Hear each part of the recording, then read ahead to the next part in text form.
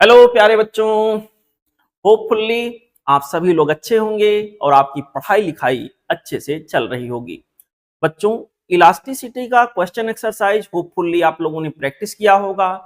May be आपको कुछ questions में प्रॉब्लम हो, तो चलिए मैं सारा क्वेश्चन आपको कराऊंगा। यहाँ पर क्वेश्चन नंबर 1 से स्टार्ट करूंगा और एंड तक सारे सवाल कराऊंगा।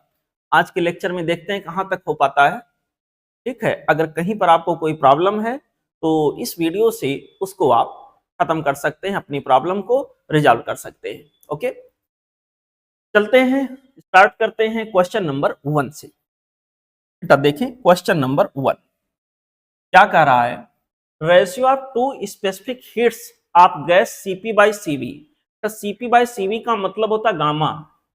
स्पेसिफिक हीट का रेशियो कांस्टेंट प्रेशर पर और कांस्टेंट वॉल्यूम पे स्पेसिफिक हीट का रेशियो, जिसको हम लोग गामा से एडियाबैटिक एक्सपोनेंट से डिनोट करते हैं, उसकी वैल्यू दी है। आर्गन के लिए गामा की वैल्यू 1.6 है और हाइड्रोजन के लिए बताया गया 1.4 है। हमसे कह रहे हैं adiabatic elasticity of argon at pressure P is E। किसी पर्टिकुलर प्रेशर P पर आर्गन के लिए एडियाबैटिक मॉडुलस ऑफ इलास्टिसिटी की वैल्यू E है। तो कहा गया adiabatic elasticity for hydrogen will also be equal to E at pressure P।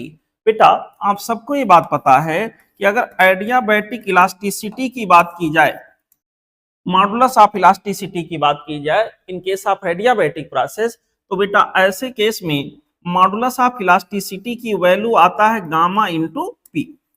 तो सवाल के हिसाब से दो गैसेस का नाम उसने लिया है। एक गैस जिसको कि उन्होंने कहा है कि हमारा एक गैस जो है वो आर्गन है और दूसरा गैस जो है वो बेटा हाइड्रोजन है। उन्होंने कहा कि modulus of elasticity adiabatic process में अगर आर्गन के लिए ही है तो हाइड्रोजन के लिए भी उतना ही हो। अब यहां पर अंतर क्या दिया, दोनों का गामा अलग अलग है, दोनों का प्रेशर भी यहाँ के अंदर अलग अलग होना चाहिए। यहाँ आर्गन के लिए बच्चों एडियाबैटिक मॉडुलस ऑफ इलास्टिसिटी हम लिखेंगे गामा फॉर आर्गन और यहां पर हो जाएगा pressure for argon equal to यहां हो जाएगा gamma for hydrogen into pressure for hydrogen H2। यहाँ पे रेस्पेक्टिव वैल्यू लिखते हैं। बेटा गामा फॉर आर्गन आपको दिया गया 1.6 और प्रेशर की वैल्यू दिया गया है P। ओके, यहाँ पर गामा फॉर हाइड्रोजन दिया गया 1.4, ये दिया गया है, सवाल में दिया है तो जो दिया है डेटा मैं वही यूज कर रहा हूं। यहाँ के अंदर बच्चों प्रेशर हाइड्रोजन के लिए क्या रहा होगा ये हमसे पूछा गया है। बहुत सिंपल सी बात, इसको सॉल्व करेंगे। Pressure for hydrogen gas will be equal to 1.6 divided by यहाँ पर बच्चों 1.4, इसको सॉल्व करेंगे तो आ जाएगा 8/7 टाइम्स आप क्या हो गया P। यही आपका बेटा आंसर हो जाएगा। और अगर आंसर ये हुआ तो ऑप्शन के पॉइंट ऑफ व्यू से हमारा करेक्ट चॉइस होगा ऑप्शन बी। ओके, ठीक है, इसको आप लोग प्रैक्टिस करिएगा। होपफुली ये सवाल आपका हो भी गया होगा। मैंने लास्ट लेक्चर में भी इसको करा दिया था, क्वेश्चन नंबर 1 to 5 तक का प्रैक्टिस करा दिया था। ओके, यहाँ पे हम लोग आगे बढ़ेंगे बच्चों अगले क्वेश्चन पे, अगले सवाल पे। देखिए अगला सवाल हमसे कहा गया है रिलेशन बिटवीन, ये बेटा गामा जैसा जो आपको दिख रहा है ना, इनफैक्ट वाई है, Y for Young modulus of elasticity, और यहाँ ईटा जो सिंबल बना है ये मॉडुलस ऑफ रिजिडिटी हो गया, और यहाँ के जो है ये बल्क मॉडुलस ऑफ इलास्टिसिटी है। बेटा इनके बीच में क्या क्या रिलेशन होगा, क्या रिलेशन होगा ये पूछा गया है। तो मैंने कई फार्मूले आपको बताए थे। देखिए young modulus of elasticity, bulk modulus of elasticity, और यहाँ पर बच्चों मॉडुलस ऑफ रिजिडिटी, और एक और था पॉइसंस रेशियो। इनमें कुछ रिलेशंस मैंने आपको बताया था। पहला ये था y इक्वल टू यहाँ के अंदर बच्चों आ रहा था 3 टाइम्स ऑफ k, 1 माइनस यहाँ ब्रैकेट में था 1 माइनस 2 टाइम्स ऑफ सिग्मा। हालांकि सवाल में इसका कोई यूज नहीं है, मैं आपको रिमाइंड करा रहा हूँ। यहाँ के अंदर बेटा दूसरा इक्वेशन हमारे पास आ गया था y equal to 2 times of eta, और यहाँ पर था 1 प्लस ऑफ सिग्मा। और इसी तरह से बच्चों एक रिलेशन और बताया था y equal to 9 times of k into eta divided by 3 times of k plus of eta. तो यहाँ पर जो हमारा 4 ऑप्शन है, रिलेशन किसमें है, y में, ईटा में और k में। तो इस रिलेशन से होपफुली हमें पता चल जाना चाहिए इसको थोड़ा कन्वर्ट करते हैं, ये जो रिलेशन है बेटा इसको थोड़ा सा चेंज करके देखते हैं क्या आएगा। यहां पर अगर दोनों साइड का रेसिप्रोकल ले लें तो आ जाएगा 1/y equal to 3 times of k into eta divided by, यहां के अंदर बच्चों हमारे पास आ जाएगा 9 times of k into eta. अब यहां पर इसको अलग अलग करके लिखेंगे 1/y equal to 3 times of k eta divided by 9 times of k eta. तो यहां के अंदर बच्चों माफ करिएगा, यहां थोड़ा सा गलत हो रहा है, यहां पर बच्चों 3 times of k plus eta है, प्लस ईटा। इसको अगर हम अलग अलग करके टुकड़ों में लिखें तो 3 times of k divided by this, k cancel हो जाएगा, यहां के अंदर 3 से 9 कैंसिल होकर 3 बचेगा, 1 divided by 3 times of eta plus बेटा ईटा अपॉन दिस करेंगे तो 1/9 टाइम्स ऑफ k आएगा।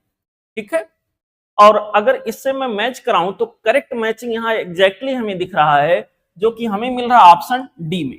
ठीक है, ओके बेटा, यहां जो गामा जैसा आपको दिख रहा है वो थोड़ा मिसप्रिंटिंग है, वहां पर वाई होना चाहिए था। तो होपफुली सवाल का जवाब आपको मिल गया होगा, बिल्कुल फार्मूला बेस्ड सवाल है, कह लीजिए सीधे सीधे फार्मूला पूछा गया है। अब हम आगे बढ़ेंगे बच्चों अगले क्वेश्चन पे।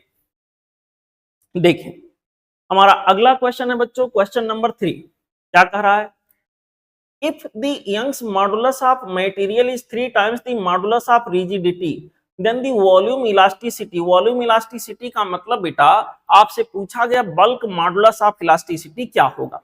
ठीक है, तो यहां पे अभी अभी जस्ट इसके पहले एक रिलेशन हम लोगों ने यहां से निकाल कर ये दिखाया है 1/y equal to 1/3 times of eta और प्लस हो गया 1/9 टाइम्स ऑफ k। यहां पर क्या है बेटा 1/y equal to 1/3 times of eta plus यहां पर था 1/9 टाइम्स ऑफ k। इस सवाल में देखिए क्या कह रहा यंग मॉडुलस ऑफ इलास्टिसिटी जो है वो 3 टाइम्स है मॉडुलस ऑफ रिजिडिटी के कंपैरिजन में। मतलब मॉडुलस ऑफ रिजिडिटी अगर ईटा है तो y के जगह पर हमें लिखना 3 टाइम्स ऑफ ईटा। ऐसे बेटा y की वैल्यू 3 टाइम्स ऑफ ईटा के बराबर है, साफ साफ लिखा हुआ है सवाल में। इक्वल टू यहां पर आ गया 1/3 times of eta already plus 1/9 times of k। Okay, just solve करना है, रिजल्ट निकालना है। यहां स्पष्ट रूप से दिख रहा 1/9 times of k, this value will be equal to 0।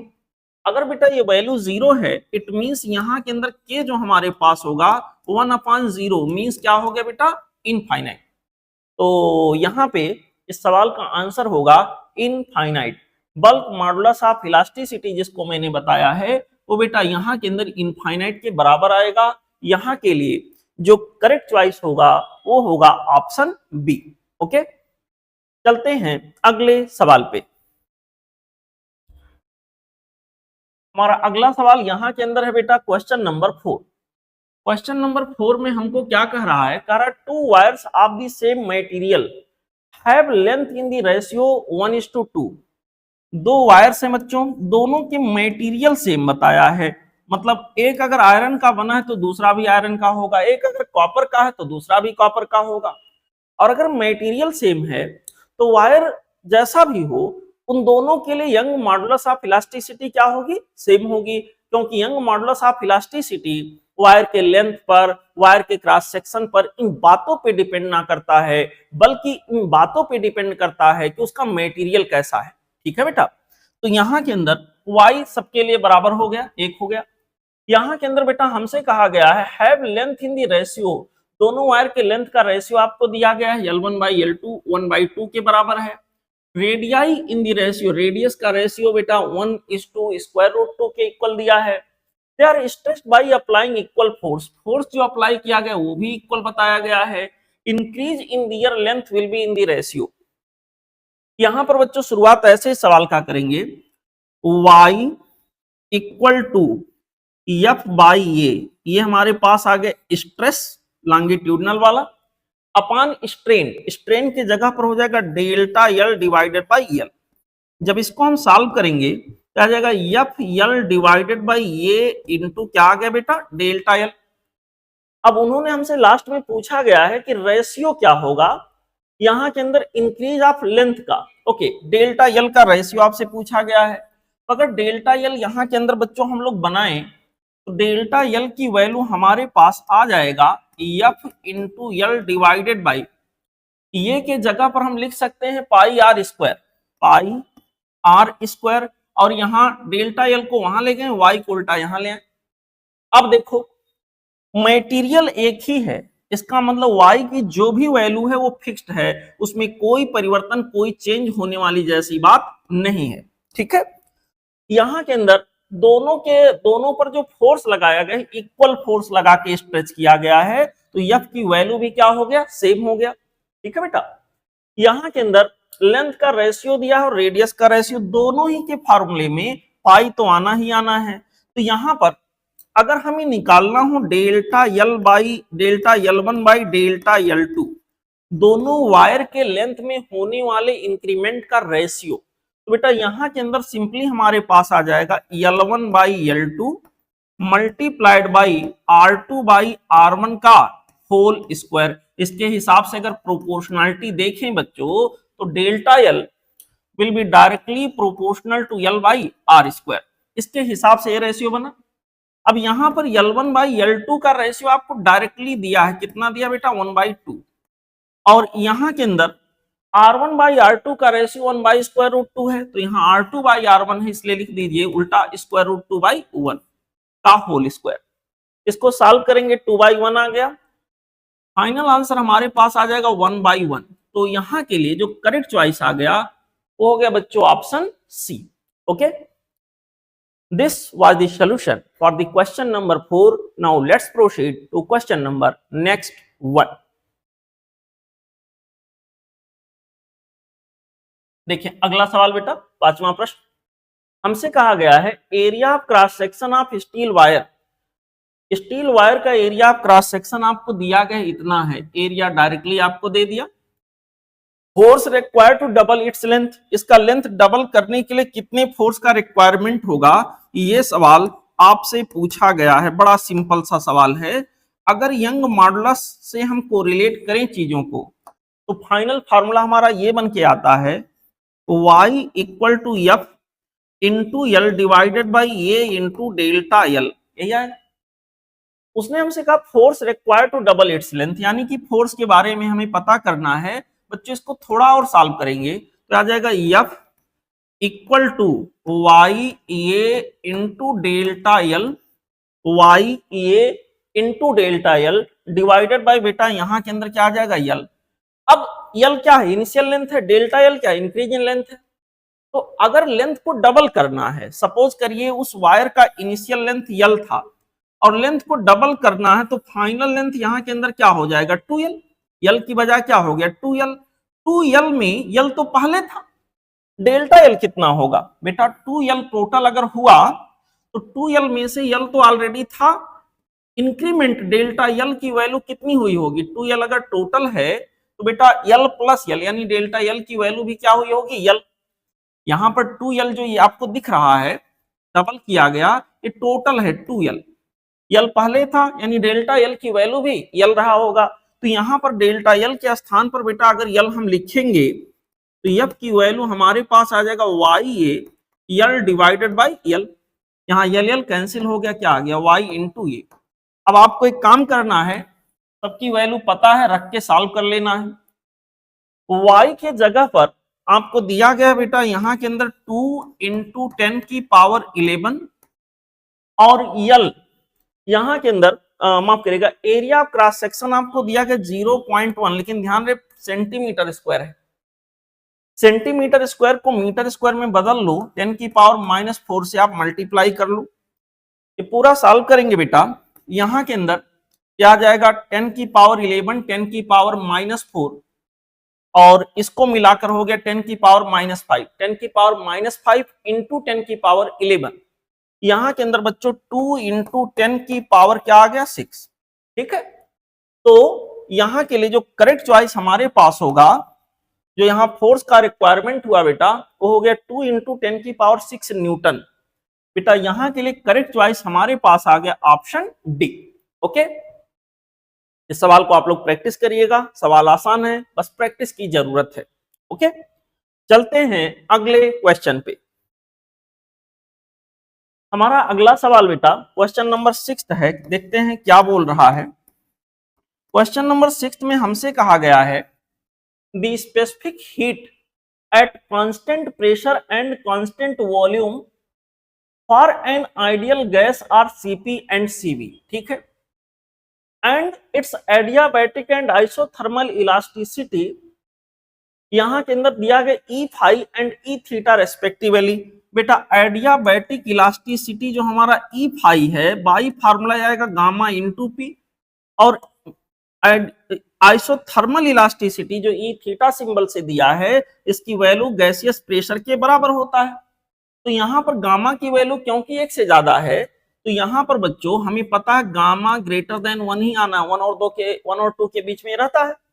इस तरह से बच्चों ये स्पष्ट है ये बात कि ई फाई जो होगा वो ई थीटा के बराबर होगा। अब यहाँ पर कहा क्या है, ratio of E phi by E theta, तो यहाँ तो कुछ अलग ही पूछा है, E phi by E theta, बड़ा आसान सवाल पूछ लिया, क्या आ जाएगा गामा, और यही गामा इक्वल टू हमारे पास होगा बेटा यहाँ पर CP by CV, CP by CV. तो यहाँ के लिए जो करेक्ट चॉइस हमारे पास हुआ वो हो गया option B.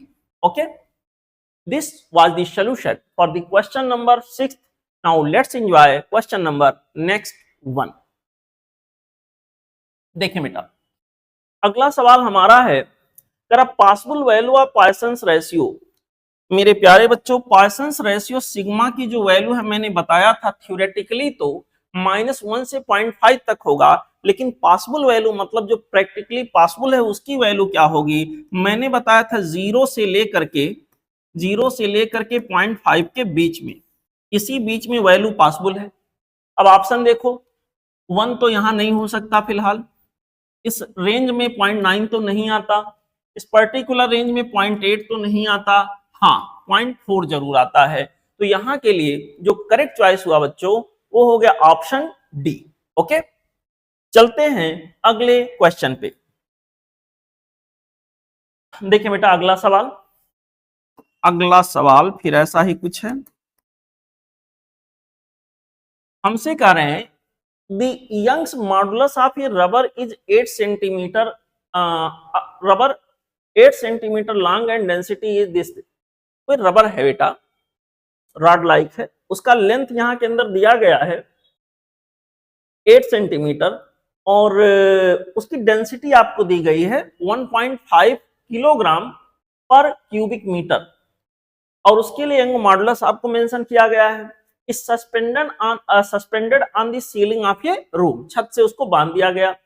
The increase in length due to its own weight will be, उसके स्वयं की वेट की वजह से कितना इंक्रीमेंट लेंथ में होगा ये पूछा गया है। बेटा यहां पर मैंने थियरी पढ़ाते समय आपको बताया था कि अगर ऐसा सवाल आए खुद के वेट की वजह से अगर लेंथ में इंक्रीमेंट हो रहा, तो ऐसे सवाल को सॉल्व करने का तरीका थियरी पढ़ाते समय मैंने आपको बताया था, आपको होपफुली याद होगा, फिर से रिपीट कर देता हूं। देखो ये मान लो बेटा कोई रॉड हो या रबड़ हो जो भी है, एक तो ये होता है अलग से वेट लटकाओ, अलग से कोई लोड या इसके ऊपर रखो फिर इसका वेट इसका लेंथ इंक्रीमेंट हो, और एक ये होता है इसके स्वयं की वेट की वजह से इसका लेंथ इंक्रीज हो। तो बेटा अगर ये मैसिव मान रहा हूं मैं, इसका मास कुछ है, तो इसका जो पूरा मास कंसंट्रेट होगा इसके सेंटर ऑफ ग्रेविटी पे इसको कंसंट्रेट होता होगा मानेंगे, और यहाँ फिलहाल इस पर्टिकुलर रीजन में सेंटर ऑफ ग्रेविटी बोलिए या सेंटर ऑफ मास बोलिए दोनों एक ही होंगे, क्योंकि यूनिफॉर्म ग्रेविटी हर तरफ लाई कर रही है। यहां पर ये इसका सेंटर ऑफ मास है। मेरे प्यारे बच्चों पूरा का पूरा इस रॉड का जो वेट है इस पर्टिकुलर पॉइंट पे हम कंसंट्रेट होता हुआ मानेंगे। अगर इसका पूरा मास यम है, अगर इसका कंप्लीट मास बच्चों यहाँ के अंदर यम है, तो ये हो जाएगा यम इंटू जी ऐसे। अब इसका टोटल लेंथ यल है, no doubt total length L है, लेकिन सेंटर ऑफ मास अगर यहां से देखें कितने हाइट पर होगा, तो अगर यूनिफॉर्म रॉड है तो यल बाई 2 पर होगा। अब जो हम यंग मॉडुलस से कोरिलेशन बनाते हैं जरा यहां पे बनाए, तो बेटा आप लोगों ने क्या देखा, y इक्वल टू हमारे पास था यहां पर बच्चों ऐसे आ रहा था एफ इंटू यल। अब यल कितना लेंगे, यल बच्चों यल की जगह पर इफेक्टिव लेंथ यल बाई 2 ही लेंगे, क्योंकि इसके स्वयं की वेट की वजह से इंक्रीमेंट हो रहा है। और इसका स्वयं का वेट मैं इस पर्टिकुलर पॉइंट जो कि इसके मिड में होगा उस पर कंसंट्रेट होता हुआ मान रहा हूं। तो बच्चों यहां के अंदर हमारे पास हो जाएगा L/2, यहां पर आ गया L/2, F L divided by यहां के अंदर बच्चों हो जाएगा ये इंटू डेल्टा एल, ये इंटू डेल्टा एल, ऐसे हो गया बेटा, यहां के अंदर आ गया delta L, delta small L लिया है तो स्मॉल एल लिख देते हैं। उन्होंने यही पूछा इंक्रीज इन लेंथ यानी डेल्टा एल की वैल्यू क्या होगी। मेरे प्यारे बच्चों देखो इसको थोड़ा और सिंपल बनाएं तो ये ऐसे आ जाएगा F into L divided by 2 times of ये इंटू डेल्टा एल। मेरे प्यारे बच्चों डेल्टा एल हमारे पास आ जाएगा F into L divided by यहां पर बच्चों हो जाएगा 2 टाइम्स ऑफ ये इंटू वाई। अब ध्यान से सुनिए, जो फोर्स की वैल्यू है वो mg के बराबर है, तो mg यहां के अंदर हो गया कैपिटल M इंटू जी, यहां पर हो गया L डिवाइडेड बाई बेटा यहां के अंदर आ गया 2 टाइम्स ऑफ ये इंटू वाई। ऐसे ध्यान दीजिएगा, यहां डेंसिटी मेंशन है रॉड की, तो रॉड के या कह लीजिए रबर है, रॉड नहीं बल्कि रबर दिया है, उसके टोटल मास को डेंसिटी और वॉल्यूम से अगर रिप्लेस करने का प्रयास करें तो मास इक्वल टू होगा डेंसिटी इंटू वॉल्यूम। तो रॉड की जो भी डेंसिटी इंटू रॉड का वॉल्यूम, वॉल्यूम हो गया उसका ओरिजिनल लेंथ मल्टीप्लाइड बाई उसका ओरिजिनल क्रॉस सेक्शनल एरिया, ये वॉल्यूम के बराबर आ गया, यम के स्थान पे इतना आ गया, मल्टीप्लाइड बाई यहां के अंदर हो गया जी और मल्टीप्लाइड बाई बेटा यहां के अंदर हो गया यल, यहां मैंने स्मॉल यल लिया है तो स्मॉल ही लिख देता हूं, डिवाइडेड बाई यहां पर बच्चों हमारे पास आ जाएगा 2 टाइम्स ऑफ ये इंटू वाई। अब देखो बेटा ये कैंसिल हो गया, नया फार्मूला क्या बन गया, D into L square into G, D into L square into G divided by 2 times of Y. सारी चीजें आपको सवाल में दी हैं, बस डेटा यहां पे लाके रख देना है। आइए देखते हैं क्या आएगा, डेल्टा यल की वैल्यू यहां के अंदर बच्चों जो हमारे पास आएगा, डी डेंसिटी यहां के अंदर दिया गया है रबर के लिए 1.5 किलोग्राम पर cubic metre, L square means बेटा यहां के अंदर 8 सेंटीमीटर का स्क्वायर, तो आ जाएगा 64 सेंटीमीटर स्क्वायर इंटू 10 की पावर माइनस कितना हो जाएगा बच्चों, 10 की पावर माइनस यहां के अंदर आ जाएगा 4 मीटर स्क्वायर हो जाएगा, इंटू यहां के अंदर जी की वैल्यू बेटा 10 ले लीजिए, divided by 2 times of Y, Y के स्थान पर हमारे पास है 5 इंटू 10 की पावर 8। अब आपको इसको सॉल्व करके बेटा इसका आंसर निकाल लेना है। ओके चलिए पावर को देखते हैं क्या आएगा। पावर यहां के अंदर बच्चों सॉल्व करने पर ये देखिए ये बन गया 10 की पावर 9 बन जाएगा, 10 की पावर 9 और यहां के अंदर ऊपर देखिए 10 की पावर -3, तो ये आपका आ जाएगा 1.5 इंटू 10 की 1.5 इंटू 64 इंटू बच्चों आ जाएगा 10 की पावर -12। यहां पे इसको थोड़ा सा सॉल्व करेंगे, फाइनल आंसर आपको मिलेगा बेटा 9.6 इंटू 10 की पावर -11 मीटर। इसको वेरीफाई कर लीजिएगा, इसके लिए करेक्ट चॉइस हमारे पास आ गया option B. Okay this was the solution for the question number 8। Now let's enjoy question number next 1। देखिए बच्चों क्वेश्चन नंबर 9 कहा गया 2 wires A and B, 2 wires हैं बेटा जिनके नाम ए और बी रखे गए हैं और सेम मटेरियल के बने हैं, ऐसा कह दिया तो आप समझ जाइए कि एंगल मॉडुलस दोनों के लिए सेम आ गया। Their lengths are in the ratio 1:2, उनके लेंथ बेटा 1 और 2 के रेशियो में है। हमसे कहा diameters are in the ratio 2:1, जो डायामीटर का रेशियो होगा वही रेडियस का भी रेशियो होगा। यहाँ के अंदर कहा गया है when stretched by force FA and FB respectively they get equal increase in their length, तो FA और FB का रेशियो क्या होगा, बहुत छोटी सी बात, सिंपल सी बात आप जैसे बहादुर बच्चों के लिए। आइए देखते हैं मेरे प्यारे बच्चों, यंग मॉडुलस को जब मैं कोरिलेट करता हूं तो y की वैल्यू आती है F into L divided by y into यहाँ के अंदर आ गया y इंटू माफ करिएगा यहाँ के अंदर आ जाएगा a इंटू डेल्टा एल, ऐसा कुछ। अब देखो उन्होंने हमसे रेशियो फोर्स का पूछा है, तो फोर्स के लिए अगर हम फार्मूला बनाएं तो आ जाएगा F equal to Y A into delta L divided by बेटा यहां के अंदर आ गया यल। अब देखो इसी को थोड़ा और हम सॉल्व करें तो आ जाएगा वाई इंटू पाई आर का स्क्वायर इंटू यहाँ के अंदर डेल्टा यल डिवाइडेड बाई बेटा यल हो गया। सवाल में साफ साफ लिखा है कि उनके लेंथ का रेशियो हमारा 1/2 का है, यानी लेंथ अलग अलग है, यल की वैल्यू अलग अलग है। सेम मटेरियल के क्योंकि बने हुए हैं इसलिए वाई की वैल्यू दोनों के लिए क्या होगा, सेम होगा। यहाँ के अंदर कहा गया लास्ट में कि उनके लेंथ में जो इंक्रीमेंट होना है वो इक्वल होना है, यानी डेल्टा यल की वैल्यू भी क्या हो गया, सेम हो गया। पाई दोनों ही के फार्मूले में आना है। तो यहाँ के अंदर बेटा जो प्रोपोर्शनैलिटी बनी साफ साफ दिख रहा है।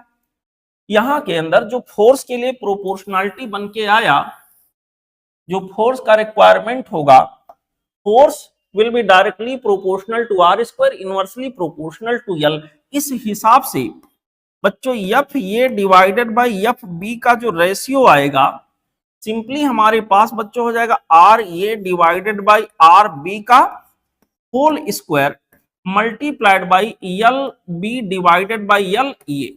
ओके, चलिए वैल्यूज रखते हैं। जो रेशियो डायामीटर का होगा वही रेशियो रेडियस का होगा, और यहां पर इसका मतलब R A by R B का रेशियो हो गया 2/1 का स्क्वायर हो गया into L A by L B का रेशियो 1/2 दिया है, तो L B by L A 2 by क्या हो जाएगा 1। मेरे प्यारे बच्चों इसको हम लोग सॉल्व करें तो इसका आंसर आ जाएगा 8/1। ठीक है, तो करेक्ट चॉइस यहां के लिए जो होगा obviously option D. Okay, hopefully ये सवाल समझ में आया होगा। बहुत इजी क्वेश्चन है बेटा, बस एक्यूरेसी से चीजों को सही जगह रखना है। अब हम आगे बढ़ेंगे अगले क्वेश्चन पे। देखें अगला सवाल हमारे पास जो है बेटा वो है क्वेश्चन नंबर 10। क्वेश्चन नंबर यहां के अंदर आ गया 10, 10वां प्रश्न। आइए देखिए क्वेश्चन नंबर 10 में कहा गया K is the force constant of spring. बहुत बढ़िया। The work done increasing extension from L1 to L2। बेटा स्प्रिंग के केस में वर्क डन जो होगा वो work done by external force, bye spring force पूछे तो negative change of potential energy, bye external force पूछे तो चेंज इन पोटेंशियल एनर्जी, जो कि यहाँ के अंदर डेल्टा यू से हम लोग दिखाते थे मैकेनिक्स में, मैंने आपको बताया था।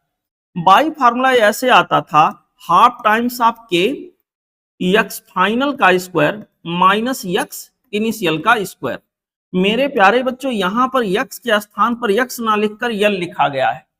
जो इनिशियल लेंथ था उसको L1 लिखा गया है तो L1 का स्क्वायर हो गया, और जो फाइनल लेंथ है उसको L2 से लिखा गया तो यहाँ L2 का स्क्वायर हो गया। तो मैचिंग चॉइस जो हमें यहाँ के अंदर दिख रहा है वो बच्चों हमारे पास हो जाएगा ऑप्शन डी, बशर्ते इसको आप 1 कर लीजिएगा, के नहीं 1/2 कर लीजिएगा, ऑप्शन डी। ओके, वहां स्प्रिंटिंग है बच्चों, उसको सही कर लीजिएगा। इसका करेक्ट चॉइस हो गया ऑप्शन डी। बिल्कुल स्प्रिंग का जो आप चीजें मैकेनिक्स में पढ़े हो वही कॉन्सेप्ट यहाँ यूटिलाइज किए हैं। आइए आगे बढ़ते हैं अगले क्वेश्चन पे।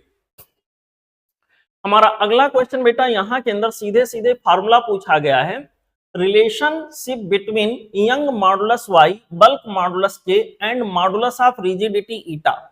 यहाँ के अंदर इसमें क्या रिलेशन है ये हमसे पूछा गया है। देखें बेटा यंग मॉडुलस वाई, तो अभी आपको बताया था मैंने थोड़ी देर पहले, y इक्वल टू आ रहा था 9 times of k into eta divided by 3 times of k plus of eta. यही वाला रिलेशन डायरेक्टली पूछा गया, y equal to 9 times of k into eta, 9 times of k into eta divided by 3k plus of eta, option ये। यहाँ के लिए जो correct choice हो गया वो हो गया ऑप्शन ये, डायरेक्ट फार्मूला। चलिए आगे बढ़ते हैं अगले सवाल पे। देखें बच्चों क्वेश्चन नंबर 12, क्वेश्चन नंबर 12 में देखते हैं उन्होंने हमसे कहा है young modulus of A wire of length L and radius small r is y। Young modulus की वैल्यू y है किसी पर्टिकुलर वायर के लिए जिसका लेंथ L है और रेडियस स्मॉल r है। If length and radius are reduced to L/2 and R/2 Young modulus. बेटा यंग मॉडुलस जो होता है वायर के लेंथ पर या कह लीजिए रॉड के लेंथ पर या क्रॉस सेक्शनल एरिया पर या डायामीटर पर डिपेंड नहीं करता है, वो उस वायर या रॉड के मटेरियल पर डिपेंड करता है। यहाँ तो मटेरियल चेंज करने की बात नहीं हुई है, केवल उसका डायमेंशन चेंज किया गया है। तो यहाँ यंग मॉडुलस जो था वही बना रहेगा, y था y ही बना रहेगा। ठीक है, तो यहाँ करेक्ट चॉइस हो गया ऑप्शन बी। चलते हैं अगले क्वेश्चन पे। देखें बेटा, अगला सवाल हमारे पास है question number 13। Material which practically does not show elastic after effect. Elastic after effect का क्या मतलब हुआ?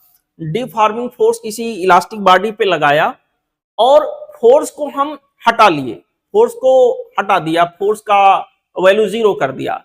उसके बाद में भी जब फोर्स को हटा लिया तो तुरंत बाद वो अपने ओरिजिनल रूप में नहीं आता, थोड़ा समय लेता है, फोर्स का प्रभाव थोड़ी देर तक बना रहता है, इसको कहते हैं इलास्टिक आफ्टर इफेक्ट। लेकिन अगर कोई परफेक्ट इलास्टिक बॉडी हो तो उसमें ये मान के चला जाता है कि उसमें इलास्टिक आफ्टर इफेक्ट नहीं होगा, तुरंत का तुरंत वो अपने ओरिजिनल शेप को रीगेन कर लेगा। परफेक्ट इलास्टिक वैसे तो कोई नहीं होता, लेकिन लगभग परफेक्ट इलास्टिक मान लिया गया है क्वार्ट्ज और फॉस्फर ब्रांज को। यहाँ के अंदर बच्चों जो हमारे पास करेक्ट चॉइस होगा वो हो गया ऑप्शन डी। इसमें इलास्टिक आफ्टर इफेक्ट ना के बराबर होगा, बहुत मामूली होगा। इग्नोर करने के बाद हम कह सकते हैं इसमें इलास्टिक आफ्टर इफेक्ट नहीं पाया जाएगा। ऑप्शन डी यहाँ के लिए करेक्ट चॉइस हो गया। ओके, अगला सवाल देखिए। अगला सवाल बेटा हमसे कह रहा, टू आइडेंटिकल वायर्स, दो एक जैसे वायर हैं। अब एक जैसा कहने का कई मतलब निकल जाता है, फिलहाल पूरा सवाल पढ़ेंगे तभी पता चलेगा। Two identical wires of rubber and iron, identical है लेकिन दोनों का मटेरियल अलग अलग है, एक रबर है तो दूसरा आयरन है। और stretched by the same weight, दोनों के ऊपर सेम वेट लटकाए गए हैं। Number of atoms in the iron wire will be, ये तो प्रैक्टिकल सवाल ऐसे ही है बेटा। आयरन की डेंसिटी रबर की तुलना में कहीं ज्यादा होती है, और जिसकी डेंसिटी ज्यादा है ऑब्वियसली उसके अंदर पार्टिकल ज्यादा होंगे, तो एटम की डेंसिटी, एटम पर यूनिट वॉल्यूम जो होगा आयरन के अंदर, वो ऑब्वियसली रबर से ज्यादा ही होगा। इसमें कोई सोचने वाली बात थोड़ी ना है। तो यहाँ के लिए बेटा जो करेक्ट चॉइस हमारे पास होगा, एटम का कंसंट्रेशन किसमें ज्यादा होगा, वो होगा आयरन के अंदर। आयरन के अंदर ग्रेटर होगा, मोर देन दी रबर, ऑप्शन सी। ओके, ये तो ऐसे ही जनरल सवाल हो गया। अगला सवाल, हमारा अगला क्वेश्चन कहा गया है 15 number, in solids interatomic forces are. बच्चों मैंने बताया था कि इक्विलिब्रियम में अगर कोई मॉलिक्यूल है या कह लीजिए कोई दो एटम है, तो उनके बीच में इंटर एटॉमिक फोर्स 0 होता है जब वो इक्विलिब्रियम में होते हैं। लेकिन उस इक्विलिब्रियम से अगर हम उसको डिस्टर्ब करते हैं, दोनों के बीच की दूरी को कम करते हैं, तो ये फोर्स रिपल्सिव हो जाता है, और अगर उससे ज्यादा करते हैं तो ये फोर्स अट्रैक्टिव हो जाता है। जैसे कि एक स्प्रिंग से दो बॉडी अटैच कर दीजिए, इक्विलिब्रियम में छोड़ दीजिए, कोई फोर्स नहीं लग रहा है। अगर उनके बीच की दूरी घटाओगे, मींस कंप्रेस करेंगे आप, तो ये दोनों रिपेल होने की कोशिश करेंगे, और इन दोनों के बीच की दूरी अगर बढ़ाओगे तो दोनों अट्रैक्ट होने की कोशिश करेंगे। तो रिपल्सिव भी हो सकता है और अट्रैक्टिव भी हो सकता है। इंटर एटॉमिक या इंटर मॉलिक्यूलर फोर्सेज बेटा यहाँ पर रिपल्सिव और अट्रैक्टिव दोनों हो सकते हैं। इस हिसाब से यहाँ के लिए जो ऑप्शन बना वो हो गया ऑप्शन सी। ओके, चलते हैं अगले क्वेश्चन पे।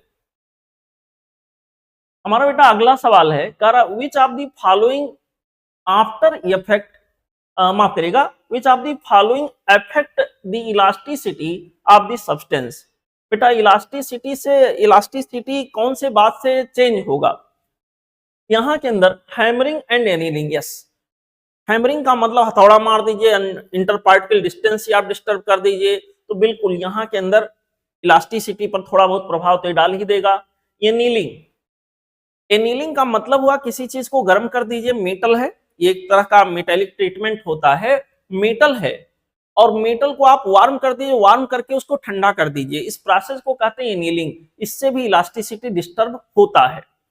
Change in temperature, change in temperature करेंगे तो इंटर एटॉमिक फोर्स डिस्टर्ब होंगे, जिसकी वजह से बच्चों इलास्टिसिटी डिस्टर्ब हो जाएगा। Impurity of substance, basically impurity अगर हम ऐड करेंगे यानी मटेरियल के नेचर को हम डिस्टर्ब करेंगे तो इलास्टिसिटी पक्का है डिस्टर्ब हो जाएगा। तो यहाँ के लिए करेक्ट चॉइस हो गया ऑप्शन डी। ओके, चलते हैं अगले क्वेश्चन पे। बच्चों हमारा अगला सवाल आ गया क्वेश्चन नंबर 17। क्वेश्चन नंबर 17 में कहा गया है elastic energy stored in a wire of Young modulus Y is. यहाँ पर इलास्टिक एनर्जी जो स्टोर होगा वो कितना होगा, ये हमसे पूछा गया है। तो देखें सब लोग, यहाँ के अंदर बच्चों एक फार्मूला ये बना था इलास्टिक एनर्जी, और यहाँ के अंदर कितने में ये नहीं बताएगा, टोटल वॉल्यूम में बताएंगे। इलास्टिक एनर्जी बच्चों हमारे पास था हाफ इंटू, यहाँ पे आ रहा था स्ट्रेस, इंटू यहाँ के अंदर आ रहा था स्ट्रेन। ये इलास्टिक एनर्जी स्टोर्ड की वैल्यू थी, मैंने पूरा डिराइव करके आपको बताया था। अब यहाँ पे डायरेक्ट तो ऐसा कुछ नहीं है, और पूरे वॉल्यूम में अगर देखना है तो पर यूनिट वॉल्यूम की बात थी। अगर पूरे वॉल्यूम में देखना है तो into total volume of the wire या रॉड, ऐसे था। फिलहाल इस रूप में तो कोई आंसर नहीं दिख रहा है, अगर यहाँ थोड़ा बहुत मिल रहा तो इनटू वाई कर दिया है। तो एक काम करते हैं, यहाँ पर हम लोग एक काम करते हैं बेटा, स्ट्रेन को हमें पता है वाई इक्वल टू होता है स्ट्रेस अपॉन स्ट्रेन, ठीक है, स्ट्रेस अपॉन स्ट्रेन। अगर बच्चों हम क्या करें, स्ट्रेन को लिख दें स्ट्रेस अपॉन वाई, स्ट्रेन की जगह पर स्ट्रेस अपॉन वाई लिख दें, तो ये हो जाएगा हाफ इंटू स्ट्रेस एक पहले से है, और यहां के अंदर स्ट्रेन की जगह पर बच्चों हमारे पास आ गए स्ट्रेस अपॉन यहां के अंदर आ गया वाई, इंटू यहां के अंदर हो गया वॉल्यूम। बच्चों यहां पर इसको सॉल्व करेंगे तो ये हो जाएगा स्ट्रेस का square divided by 2 times of Y into यहां के अंदर आ जाएगा वॉल्यूम एस। देखिए स्ट्रेस का square into volume divided by 2y, यहां के लिए करेक्ट चॉइस हमारे पास आ गया ऑप्शन सी। ओके, बिल्कुल मैच करता हुआ। अगर ये पर यूनिट वॉल्यूम पूछता तो वॉल्यूम से डिवाइड कर देते, तो ये वाला टर्म नहीं दिखता आपको। तो फिलहाल इसका करेक्ट चॉइस ऑप्शन सी आ गया बेटा, फार्मूला है, कुछ कर नहीं सकते ज्यादा। आगे बढ़ते हैं अगले सवाल पे। अगला सवाल हमारा है बच्चों क्वेश्चन नंबर 18। देखते हैं क्वेश्चन नंबर 18 में कहा गया है there are 2 wires of same material and same length. Same material कह दिया मतलब y की वैल्यू बेटा क्या हो गई, दोनों के लिए सेम आ जाएगी। सेम मटेरियल जैसे ही बोला हम समझ गए y की वैल्यू दोनों ही के लिए सेम होगा। सेम लेंथ भी यहां पर है, while diameters of second wire is 2 times the diameter of first wire. बहुत बढ़िया। हमसे कहा गया ratio of extension produced in the wires by applying same load. Same load का मतलब फोर्स भी सेम अप्लाई किया गया, तो इसके लिए वही घिसा पिटा एक फार्मूला y इक्वल टू यहां से शुरू किया करिए f इंटू बेटा यहां के अंदर हो जाएगा l divided by a into delta l। Ratio of extension यानी डेल्टा एल का रेशियो हमको बताना, delta L equal to F into L divided by A into Y. अब ध्यान दीजिए, सेम मटेरियल यानी वाई की वैल्यू सेम, सेम लोड, इसका मतलब बच्चों यहां के अंदर एफ की वैल्यू सेम। तो यहां पर जो डेल्टा एल हमारे पास होगा बेटा वो डायरेक्टली प्रोपोर्शनल टू हो जाएगा एफ, और इनवर्सली प्रोपोर्शनल टू, माफ करेगा, inversely proportional to load same है, माफ करिएगा ये तो हटा देते हैं सब, डायरेक्टली प्रोपोर्शनल टू हो जाएगा यल, इनवर्सली प्रोपोर्शनल टू हो जाएगा ये। अगर रेडियस के टर्म में लिखें तो ऐसे भी लिख सकते हैं, directly proportional to L by यहां के अंदर हो जाएगा R square, pi R square, pi हटा दी।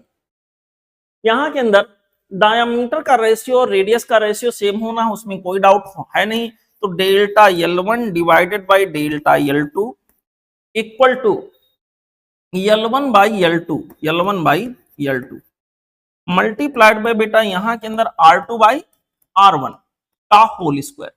देखते हैं करके, L1 बाई L2 बच्चों आपको दिया गया है कि यहां के अंदर सेम लेंथ, अच्छा यहां लेंथ भी सेम दिया है बेटा, सेम लेंथ, तब तो सेम लेंथ है तो इसको लिखना ही नहीं था, मुझे हटा ही देना था, ये तो 1 हो गया, चलो लिख दिए तो कोई बात नहीं। R2 बाई R1 यहां पर बच्चों कह रहा दूसरा जो वायर है उसका जो रेडियस है या डायमीटर वो डबल है पहले का, तो पहले का अगर रेडियस में r मानूं तो दूसरे का क्या होगा 2r का स्क्वायर, तो यहां पर जो हमारा आंसर मिला 4 बाई क्या हो गया होगा, ठीक है। यहां के लिए जो आंसर मिला बच्चों क्या हो गया 4/1। तो करेक्ट चॉइस यहां के लिए आ गया ऑप्शन डी। ओके, यहां लेंथ भी सेम था तो कोई बात नहीं, मैंने लिख दिया तो बाद में 1 आ गया, कोई दिक्कत नहीं। चलिए आगे बढ़ते हैं अगले क्वेश्चन पे। देखें बच्चों अगला सवाल हमसे क्या कह रहा है, ट्राई करते हैं। अगला सवाल बेटा हमसे कह रहा है wire is stretched by 0.01 metre by a certain force F. जब यह फोर्स लगाया गया होगा वायर पर तो उसको बेटा यहां के अंदर 0.01 मीटर का इंक्रीमेंट दिया गया, बहुत मामूली सा इंक्रीमेंट हो गया, ठीक है, 1 सेंटीमीटर लगभग। Another wire of same material मतलब वाई की वैल्यू सेम रही होगी, whose diameter and length are double the original wire is stretched by the same force। Elongation कितना होगा इस बार बेटा, फिर से वही y इक्वल टू हम शुरू कर लेते हैं f into L divided by A into delta L. Elongation की बात की गई है तो यहाँ पर डेल्टा एल हमारे पास आ जाएगा बेटा f into L divided by A into Y. Okay, यहाँ पे कहा कि दोनों पे फोर्स बराबर लगाया गया, एफ की वैल्यू दोनों में ही सेम है, ठीक है, और यहां दोनों सेम मटेरियल के बने हैं मतलब वाई की वैल्यू दोनों के लिए सेम है। अब आप लोग देखो बच्चों यहां पे प्रोपोर्शनलिटी अगर बनाई जाए तो delta L will be directly proportional to L and inversely proportional to A. अगर हम रेडियस के टर्म में इसको लिखेंगे तो एल बाई आर का प्रोपोर्शनलिटी आर स्क्वायर की प्रोपोर्शनलिटी ऐसे आएगी। हमसे कहा गया है कि बताइए दूसरे वाले वायर में यहां कितना एक्सटेंशन आएगा, delta L1 divided delta L2 divided by कर लेते हैं डेल्टा L1 इक्वल टू, यहां सीधे सीधे लिखेंगे L2 बाई L1 और यहां पर हम लोग लिखेंगे R1 बाई R2 का होल स्क्वायर। सवाल में कहा गया है कि जो दूसरा वाला सेकंड वाला वायर है उसमें जो लेंथ है डबल है प्रीवियस लेंथ का पहले वाले के तुलना में और रेडियस या डायमीटर भी डबल है, तो यहां के अंदर बच्चों अगर L1 को मैं L मानूं तो L2 की वैल्यू क्या होगी 2L। यहां के अंदर R1 को मैं यहां के अंदर R मानूं तो R2 के जगह पर क्या होगा बेटा, हमारे पास आ जाएगा 2R का स्क्वायर, ठीक है। यहां पे बच्चों इसको हम लोग सॉल्व करेंगे तो हमारे पास आ जाएगा 2/1 मल्टीप्लाइड बाई 1/4, तो इसका आंसर हमारे पास हो गया 1/2। आंसर अभी नहीं आया, रेशियो हो गया 1/2। Delta L2 by delta L1, तो डेल्टा L2 की वैल्यू हमारे पास हो जाएगा 1/2 इंटू डेल्टा L1 और डेल्टा L1 हमको दिया गया बेटा कितना 0.01, इसका बाई 2 करेंगे तो आ जाएगा 0.005, ठीक है, 0.005 मीटर हमारे पास इसका आंसर हो गया ऑप्शन ये। ओके, ऑप्शन ये would be the correct choice for this particular question. Now let's enjoy question number next one. देखें अगला हमारा जो सवाल है बच्चों वो है question number 20। Calculate the work done if a wire is loaded by mg weight and increase in length is small l। बच्चों यहां पर वायर जो हमारे पास है उस पर कोई लोड लटकाया गया जिसकी वजह से उसका लेंथ थोड़ा सा बढ़ गया, बिल्कुल स्प्रिंग की तरह से समझो। स्प्रिंग के केस में अगर मैं वर्क डन पूछता तो आप यही कहते work done by external force equal to half K X square final जो हमारे पास होगा उसका स्क्वायर माइनस एक्स इनिशियल का स्क्वायर, ऐसा कुछ आता चेंज इन पोटेंशियल एनर्जी के टर्म में हम ऐसे लिखते। यहां के अंदर बच्चों वर्क डन की वैल्यू हमारे पास हो जाएगा हाफ, शुरुआत में कोई एक्सटेंशन नहीं था तो ये वैल्यू क्या हो गया 0। यहां के अंदर बच्चों हमारे पास है के एक्स फाइनल का स्क्वायर। अब देखो एक्स फाइनल क्या है, एक्स फाइनल हमारे पास यहां के अंदर क्या है बच्चों, ये जो हमारे पास इंक्रीज इन लेंथ है, इंक्रीज इन लेंथ है, शुरुआती लेंथ जो भी था ये हमारे पास एक्सटेंशन कितना रिलैक्स्ड कंडीशन से उसको कितना खींचा गया, दैट इज हियर। अगर कोई स्प्रिंग का हम यहां पर कॉन्सेप्ट लें, इसका जो भी लेंथ रहा हो खींचने के बाद इसका लेंथ कितना हो गया जो भी हुआ होगा, एक्स फाइनल का मतलब फाइनल एक्सटेंशन हमारे पास ये आ गया। ऐसे शुरुआती में कोई एक्सटेंशन था ही नहीं जिसको मैंने क्या कर दिया 0। यहां बात हो रही वायर की, तो वायर के केस में हमारे पास वर्क डन इक्वल टू हो जाएगा हाफ टाइम्स ऑफ के, एक्स फाइनल की जगह डेल्टा एल, और डेल्टा एल की वैल्यू यहाँ स्मॉल एल के बराबर दिया है, ऐसा कुछ हो गया बेटा। यहाँ के अंदर हमारे पास होगा हाफ टाइम्स ऑफ के इंटू एल, ऐसे कर दिया। अब यहाँ पर हुक्स लॉ के हिसाब से एफ इक्वल टू के एक्स जैसे होता था, वैसे यहाँ पर हो जाएगा एफ इक्वल टू के इंटू डेल्टा एल, और डेल्टा एल मीन्स यहाँ के अंदर एल है, तो बेटा यहाँ के अंदर हो जाएगा हाफ टाइम्स ऑफ, ये हो गया फोर्स जो भी अप्लाई किया गया इंटू एक्सटेंशन डेल्टा एल की जगह यहाँ एल है। अब रहा सवाल जो फोर्स अप्लाई किया गया उसके लिए कोई वेट यहाँ पर लटकाया गया है जिसकी वैल्यू mg है, फोर्स की जगह क्या हो गया mg, अलग से कोई वेट लटकाया गया है, इनटू यहाँ के अंदर हो गया यल, तो इसका जो करेक्ट चॉइस हो गया वो हो गया half mg by 2, option C. Okay, समझ में आया बेटा? बिल्कुल स्प्रिंग मानकर इसको सॉल्व कर सकते हैं, इसका आंसर आपके सामने है। अब हम चलते हैं अगले क्वेश्चन पे। देखिए हमारा अगला सवाल यहां पे है क्वेश्चन नंबर 21। जरा ये stretch rubber has, stretch rubber, जब रबर को बेटा जैसे स्प्रिंग समझो, स्प्रिंग को अगर हम स्ट्रेच करें तो उसकी पोटेंशियल एनर्जी बढ़ जाती है, कंप्रेस करेंगे तो भी उसकी पोटेंशियल एनर्जी बढ़ जाएगी। समझ में आया? क्योंकि यहाँ पोटेंशियल एनर्जी, हम जब स्प्रिंग को कंप्रेस करेंगे तो उसके अंदर स्प्रिंग फोर्स डेवलप होगा, और उसको हम इलांगेट करेंगे तो भी स्प्रिंग फोर्स डेवलप होगा, और यही तो पोटेंशियल एनर्जी को बढ़ाता घटाता, यही तो पोटेंशियल एनर्जी में चेंज का कारण है। मेरे प्यारे बच्चों, तो यहाँ पर रबड़ को स्ट्रेच करो या उसको कंप्रेस करो, दोनों केस में पोटेंशियल एनर्जी बढ़ना ही बढ़ना है, इसमें कोई डाउट वाली बात नहीं होनी चाहिए। अब हम लोग आगे बढ़ेंगे अगले क्वेश्चन पे। देखिए हमारा अगला सवाल है बच्चों क्वेश्चन नंबर 22। कहा गया coefficient of elasticity, isothermal elasticity जिसको दिया है E theta, and coefficient of adiabatic elasticity जिसको दिया गया ई फाई, आर रिलेटेड।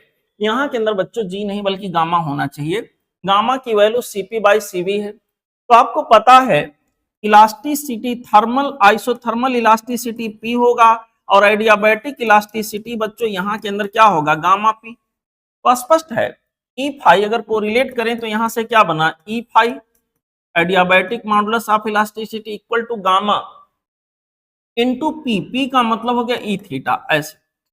तो सही जवाब आ गया ऑप्शन बी, डायरेक्ट फार्मूला मान सकते हैं इसको, ऑप्शन बी। ओके, चलते हैं बेटा अगले क्वेश्चन पे। बच्चों हमारा अगला सवाल है क्वेश्चन नंबर 23। इसमें बोला गया है modulus of rigidity of a liquid, किसी लिक्विड के लिए मॉडुलस ऑफ रिजिडिटी की वैल्यू क्या होगी।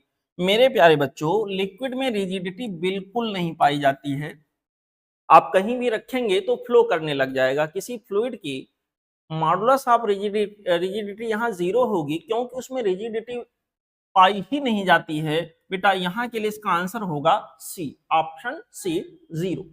ओके, चलते हैं अगले क्वेश्चन पे। क्वेश्चन नंबर हमारे पास आ गया 24। देखिए कहा गया X longitudinal strain is produced in a wire of Young's modulus Y.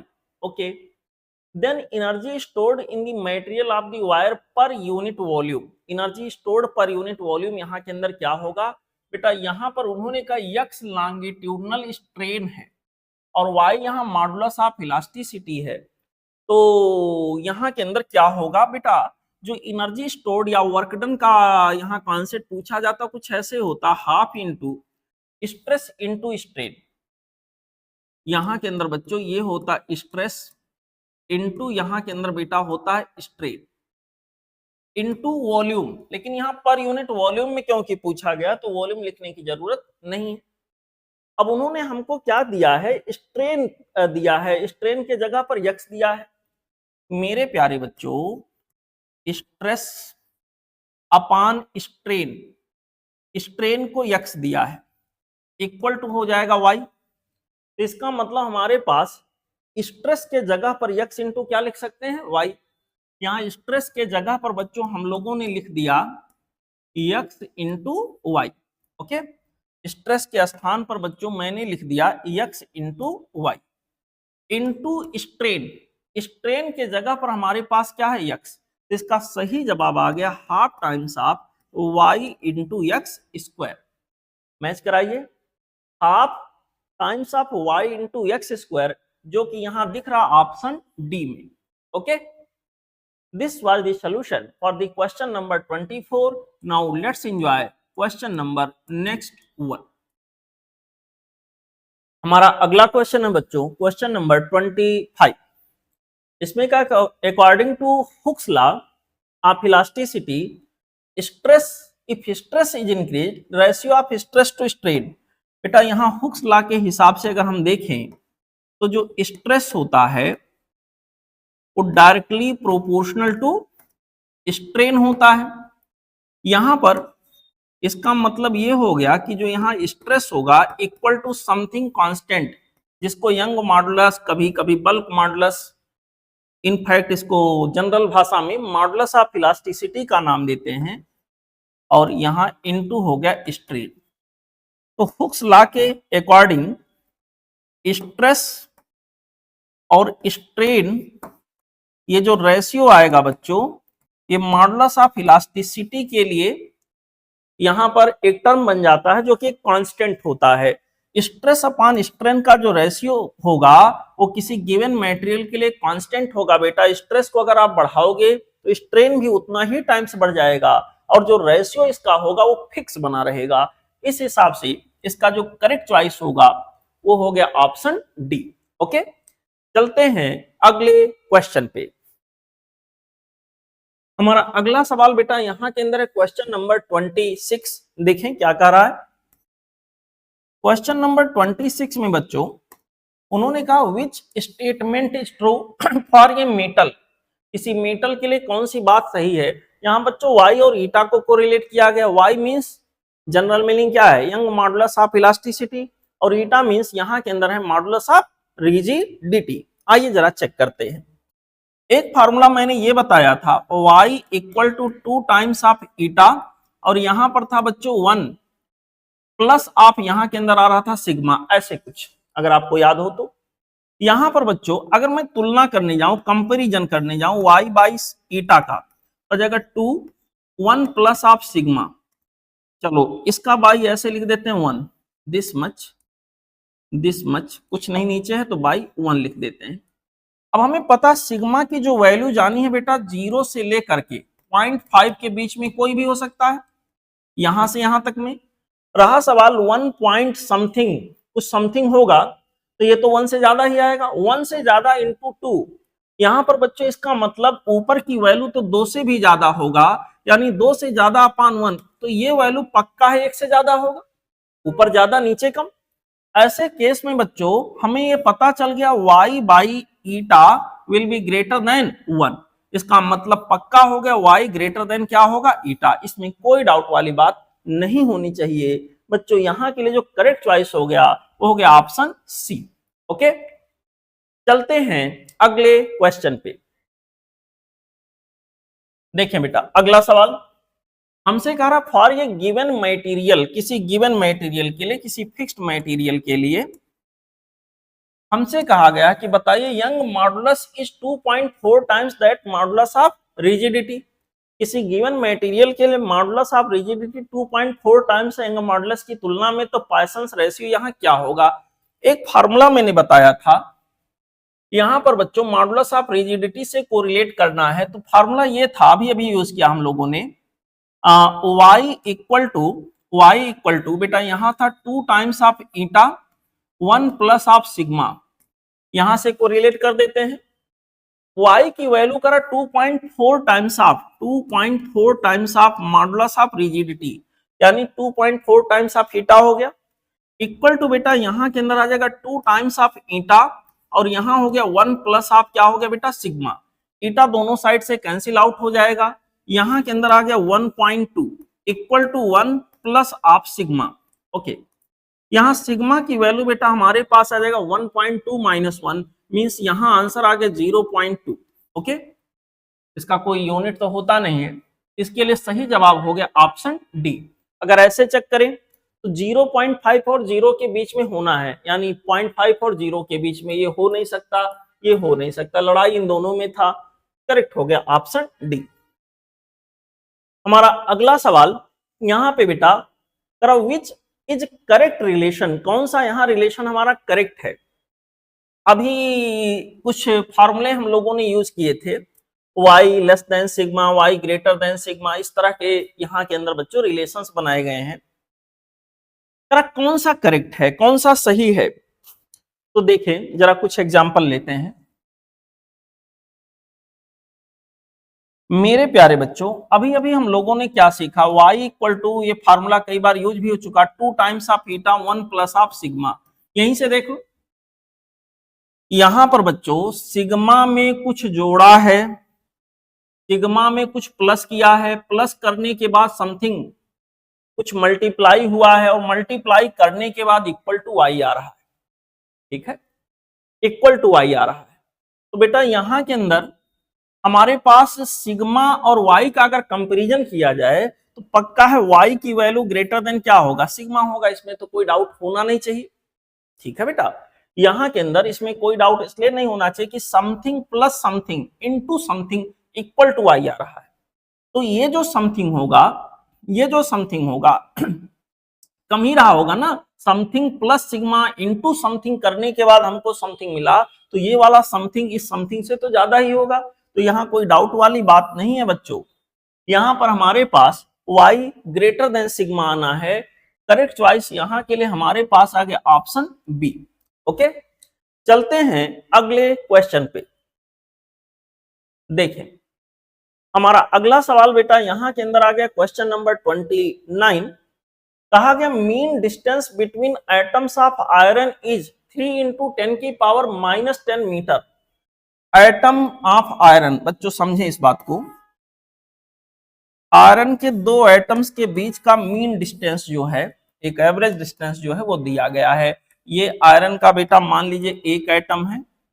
Okay, यहां के अंदर आयरन का दूसरा एटम मैं यहां ले लेता हूं, इनके बीच का सेपरेशन जो भी रहा हो मैं कहता हूं R0 है। ठीक है, ये चीज हमको दिया गया है कि R0 की वैल्यू क्या है, और फोर्स कांस्टेंट, जैसे इन दोनों को ये एज्यूम कर सकते हो जैसे स्प्रिंग से दो चीजें बांध दी जाएं और उसको रिलैक्स छोड़ दिया जाए तो इक्विलिब्रियम आ जाता है, और उसको जैसे ही कंप्रेस और इलांगेट करेंगे फोर्स यहां डेवलप होगा, वैसे यहां होता है। तो मेरे प्यारे बच्चों अगर दो एटम के बीच में इंटर एटॉमिक डिस्टेंस आपको दिया गया है तो यहां के लिए इसका जो फोर्स कांस्टेंट होगा, और यंग मॉडुलस में रिलेशन आप लोग डायरेक्ट याद रख लो, y into R0। Force constant जैसे स्प्रिंग का होता है वैसे यहां भी फोर्स कांस्टेंट डिफाइन होता है। यंग मॉडुलस से अगर कंपैरिजन करें तो ऐसे फार्मूला में कहता है k इक्वल टू, ये बेटा फोर्स कांस्टेंट है, बल्क मॉडुलस नहीं है। फोर्स कांस्टेंट इक्वल टू आ जाएगा y यानी young modulus multiplied by R0 equilibrium distance.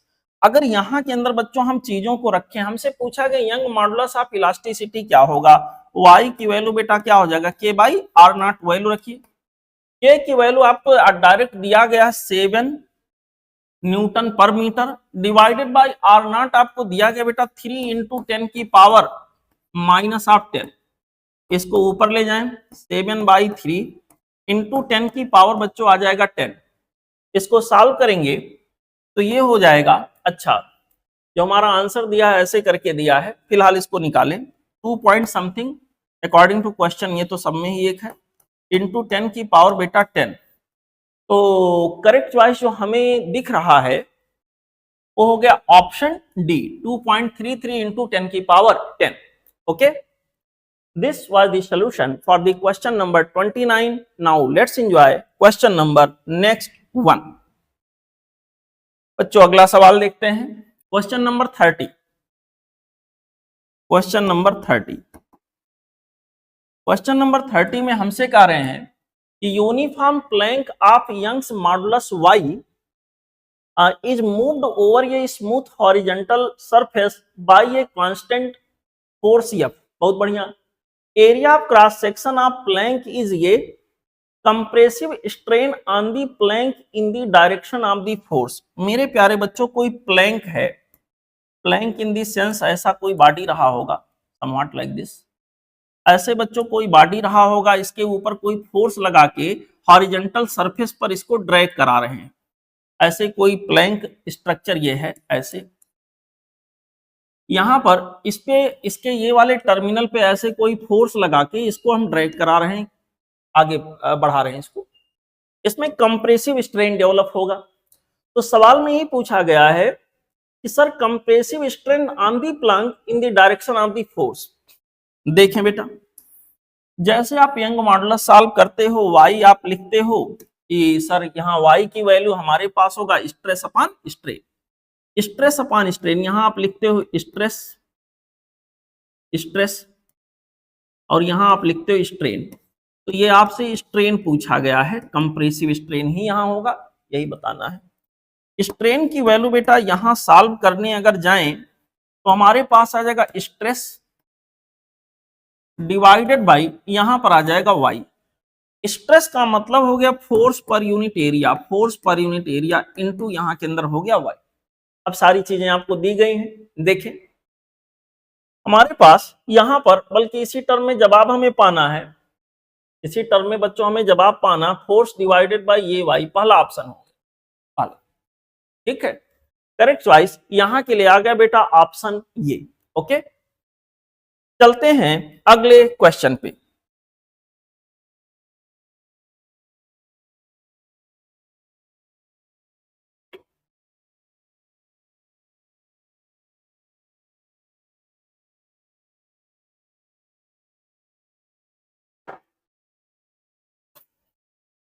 हाँ, क्वेश्चन नंबर बच्चों हमारा है 31। देखें, कहा गया है two similar wires under the same load yield elongation of 0.1 millimetre, delta L1 हो गया ये, और 0.05 मिलीमीटर ये डेल्टा L2 हो गया रेस्पेक्टिवली।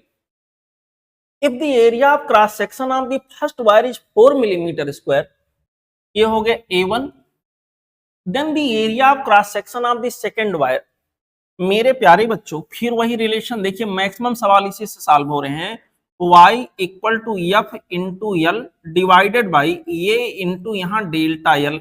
इस बार एरिया ऑफ क्रॉस सेक्शन की बात की गई है, इसको थोड़ा सा हम चेंज करें तो चेंज करने पर इसका नया फॉर्म हमें ये देखने को मिलेगा, area of cross section equal to हो जाएगा F into L divided by Y into delta L. अब देखो बेटा, दो सिमिलर वायर हैं under same load, same load का मतलब दोनों के ऊपर जो फोर्स लगाया गया होगा वो सेम रहा होगा। ओके, यहां पर सिमिलर वायर बोला है, बाकी क्या क्या दिया है, यहां के अंदर इलांगेशन दोनों में अलग अलग हो रहा है, डेल्टा एल की वैल्यू अलग अलग है, और एरिया ऑफ क्रॉस सेक्शन एक का दिया है दूसरे का पूछा गया, बाकी कुछ ज्यादा यहां मेंशन है। सेम वायर अगर दिया है, इसके बारे में कोई इंफॉर्मेशन नहीं, ना तो कोई क्लू है, तो इसको भी हम सेम मान के चलेंगे।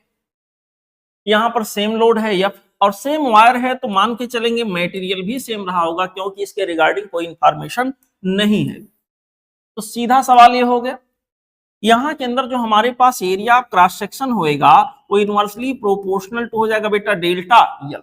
ओके, इस तरह से अगर हम इसको कोरिलेट करें तो A2 by A1 equal to हो जाएगा delta L1 by delta L2, ऐसा कुछ हो गया। मेरे प्यारे बच्चों delta L1 by delta L2, ध्यान दीजिए पहले वायर में जो इलांगेशन है आपका दिया गया 0.10 और दूसरे वायर में जो इलांगेशन है 0.05 मिलीमीटर में, दोनों है। चिंता करने की कोई आवश्यकता नहीं, क्योंकि मिलीमीटर मिलीमीटर कैंसिल हो जाएंगे। सॉल्व करेंगे बच्चा ये 2 आ जाएगा, ठीक है। इस तरह से A2 की जो वैल्यू हमारे पास होएगी 2 टाइम्स ऑफ A1 हो जाएगा। A1 हमको दिया गया 4 मिलीमीटर स्क्वायर, तो 2 इंटू यहाँ के अंदर 4 हो गया, कितना आ गया बेटा 8 मिलीमीटर का स्क्वायर। इसके लिए करेक्ट चॉइस जो हमारे पास आया हो गया ऑप्शन बी। ओके, ठीक है बच्चों, चलते हैं अगले क्वेश्चन पे। क्वेश्चन नंबर हमारा अगला है 32 नंबर, देखते हैं कुछ होगा ही। क्वेश्चन नंबर 32 में कह रहे हैं व्हेन ये फोर्स इज अप्लाइड ऑन ये wire of uniform cross sectional area this much, cross sectional area wire का दिया है बच्चों इतना है 3 इंटू 10⁻⁻6 मीटर स्क्वायर, एंड लेंथ हमको दिया गया 4 मीटर का है। यहां पर यल और ये दे दिया। Increase in length is 1 millimetre, energy stored यहाँ के अंदर क्या होगा? देखो बेटा हमको क्या क्या इन्होंने दे दिया, इंक्रीज इन लेंथ कितना है ये दे दिया, ओरिजिनल लेंथ क्या है ये दे दिया, और इसके अलावा बच्चों एरिया ऑफ क्रॉस सेक्शन क्या है ये दे दिया। इतनी बातें इन्होंने हमको मेंशन कर दी है। अब हमसे ये पूछा गया है कि एनर्जी स्टोर्ड इस वायर में कितना होगा, यानी टोटल एनर्जी स्टोर्ड, और यूनिट वॉल्यूम तो कहीं लिखा नहीं है। कैसे सॉल्व करेंगे? हमें पता है एनर्जी स्टोर्ड की जो वैल्यू बेटा यहाँ के अंदर आता है हाफ के एक्स स्क्वायर से सॉल्व करते हैं तो ऐसे आ जाता है हाफ एफ इंटू यहाँ के अंदर बेटा हमारे पास आ जाता है डेल्टा एल, ऐसा कुछ करके यहाँ आ रहा होता है। और उसी को जब हम लोग सॉल्व करते हैं तो ऐसे एक इक्वेशन बनता हाफ इंटू स्ट्रेस इंटू यहाँ के अंदर बच्चों हमारे पास आ जाता स्ट्रेन इंटू यहाँ के अंदर आ जाता वॉल्यूम। अब देखो इस सवाल में कहीं भी फोर्स मेंशन नहीं है, यानी ये वाले चीज को हमें गायब करने की, इसको बेटा रिप्लेस करने की व्यवस्था करनी है, क्योंकि स्ट्रेस को हम खोलेंगे फोर्स बाय एरिया आएगा। तो यहां पर फोर्स नहीं मेंशन है तो इसको हटाने का हम लोग प्रयास करेंगे। अब देखो यहां पर हमें पता है कि सर जो स्ट्रेस होगा यहां के अंदर स्ट्रेस अपान यहां के अंदर strain this is equal to Y, तो स्ट्रेस की जगह पे हम लिखेंगे y इंटू स्ट्रेन।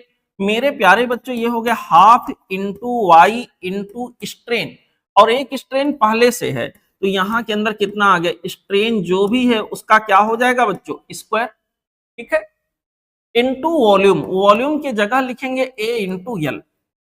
ठीक, अब देखो इसको सॉल्व करते हैं, हाफ इंटू वाई के जगह पर आपके पास है यहां के अंदर बच्चों 2 इंटू 10 की पावर 11, ओके, और यहां स्ट्रेन के जगह होगा डेल्टा यल बाई यल।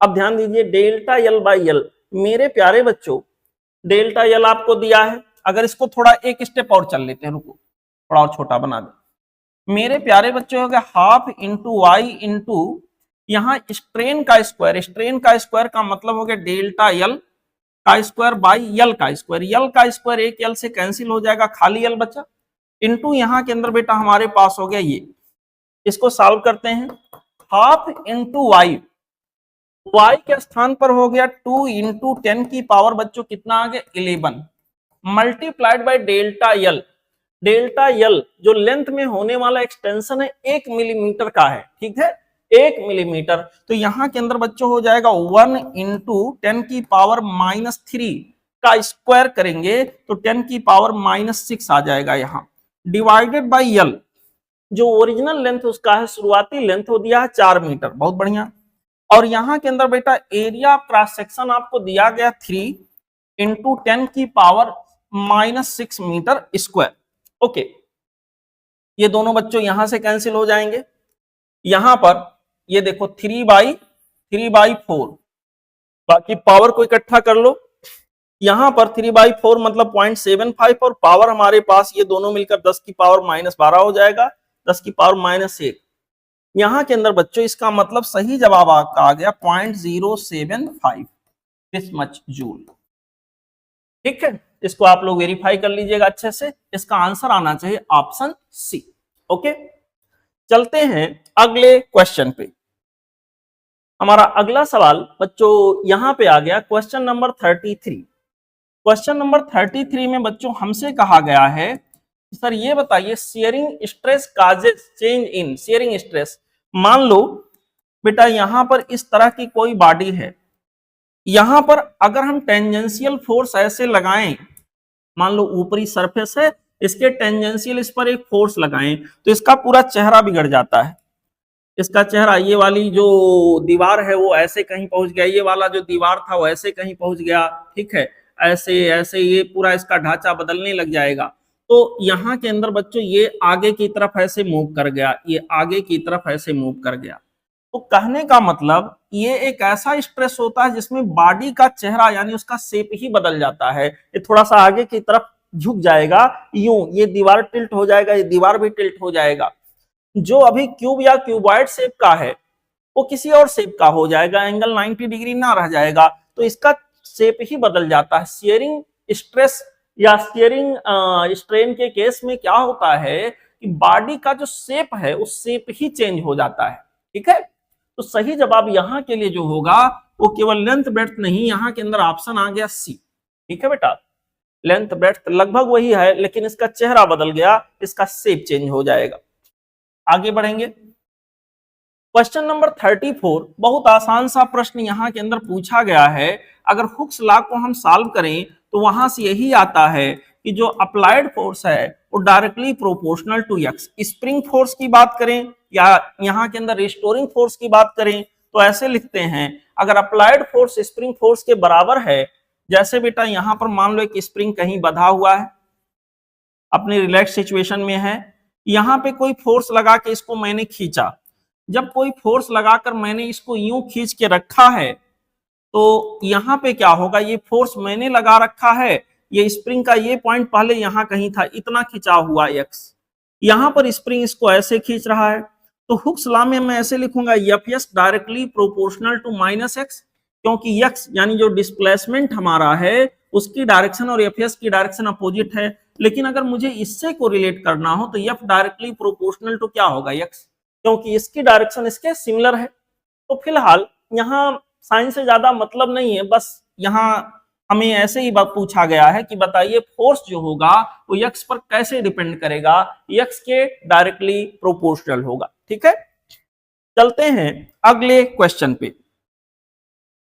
हमारा अगला सवाल यहाँ के अंदर आ गया बेटा, क्वेश्चन नंबर 35। कहा गया है ये wire of diameter 1 millimetre breaks under ये टेंशन ऑफ 1000 न्यूटन। जब 1000 न्यूटन का टेंशन लगाते हैं तो वायर ब्रेक हो जाता है।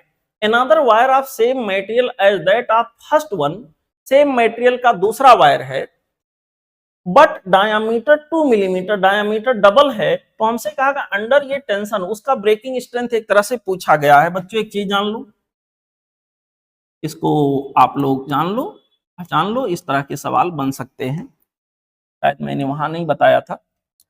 अगर किसी वायर का ब्रेकिंग स्ट्रेंथ आपको पता करना है, ब्रेकिंग स्ट्रेंथ, ये डायरेक्टली प्रोपोर्शनल टू होता बेटा एरिया ऑफ क्रॉस सेक्शन। यहां पर एरिया ऑफ क्रॉस सेक्शन जितना ज्यादा वायर का होगा, ब्रेकिंग स्ट्रेंथ उतना ही अधिक उसका होगा, उसको तोड़ना उतना ही मुश्किल होगा। ये चीज आप लोग दिमाग में बैठा लीजिए। एरिया ऑफ क्रॉस सेक्शन जितना ज्यादा होगा बच्चों, यहां के अंदर उसका ब्रेकिंग स्ट्रेंथ उतना ही ज्यादा होगा। तो यहां पर breaking strength directly proportional to area of cross section, इसको ऐसे कोरिलेट कर सकते हैं।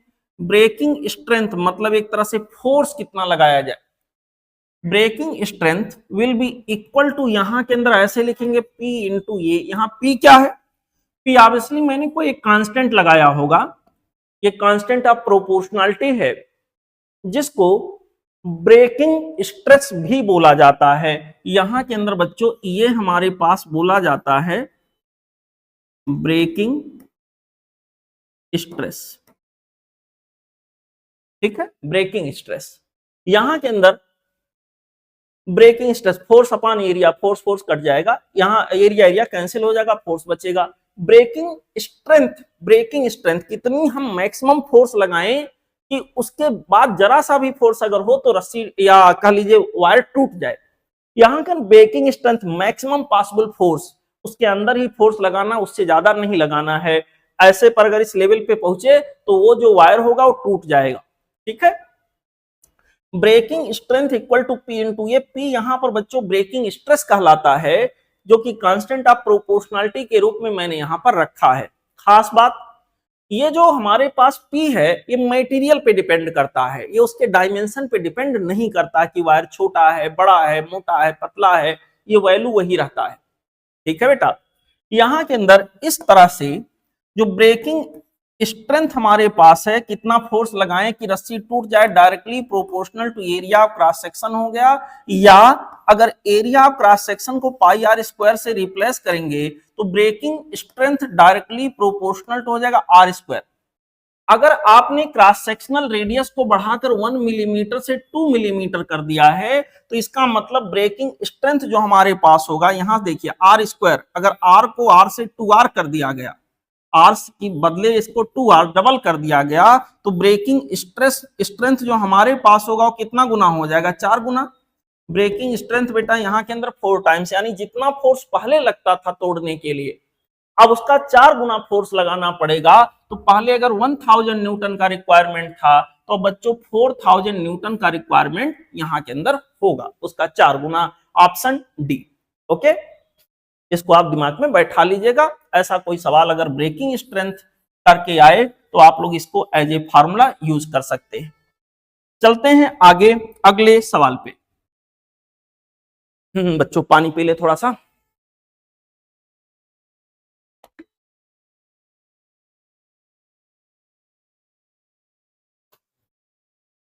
क्वेश्चन नंबर 36 अगला सवाल हमारा है।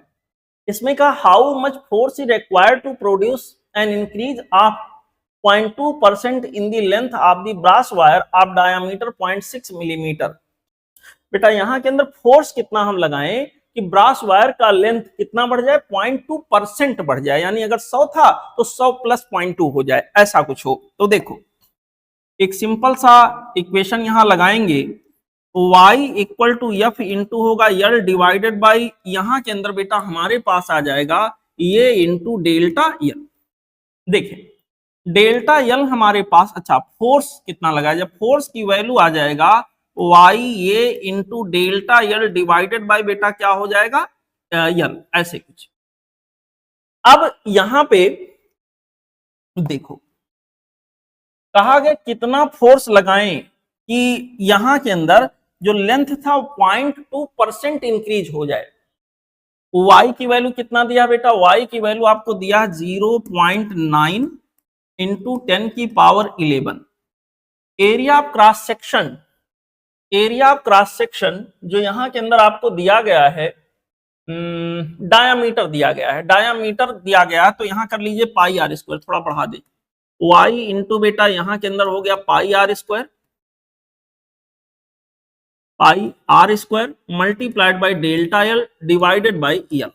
अब देखो पाई के जगह पर हम लोग लिखेंगे 3.14, आर स्क्वायर डायामीटर का आधा कर लीजिए, डायामीटर हमारे पास 0.6 मिलीमीटर है, तो हो जाएगा 0.3 मिलीमीटर इंटू 10 की पावर माइनस बेटा यहां के अंदर जाएगा 3, दिस होल मच का स्क्वायर, इंटू यहां के अंदर बच्चों सॉल्व करेंगे डेल्टा यल। डेल्टा यल की वैल्यू हमारे पास यहां दिया गया है 0.2%। अगर हम डेल्टा यल को 0.2 मान रहे हैं, परसेंटेज ये है, तो ओरिजिनल लेंथ हमें 100 मानना पड़ेगा। ऐसे यहां पर बच्चों इसको पूरा आप सॉल्व करके वेरीफाई कर लीजिएगा, इसका जो करेक्ट आंसर आएगा लगभग 50 पॉइंट समथिंग करके आएगा।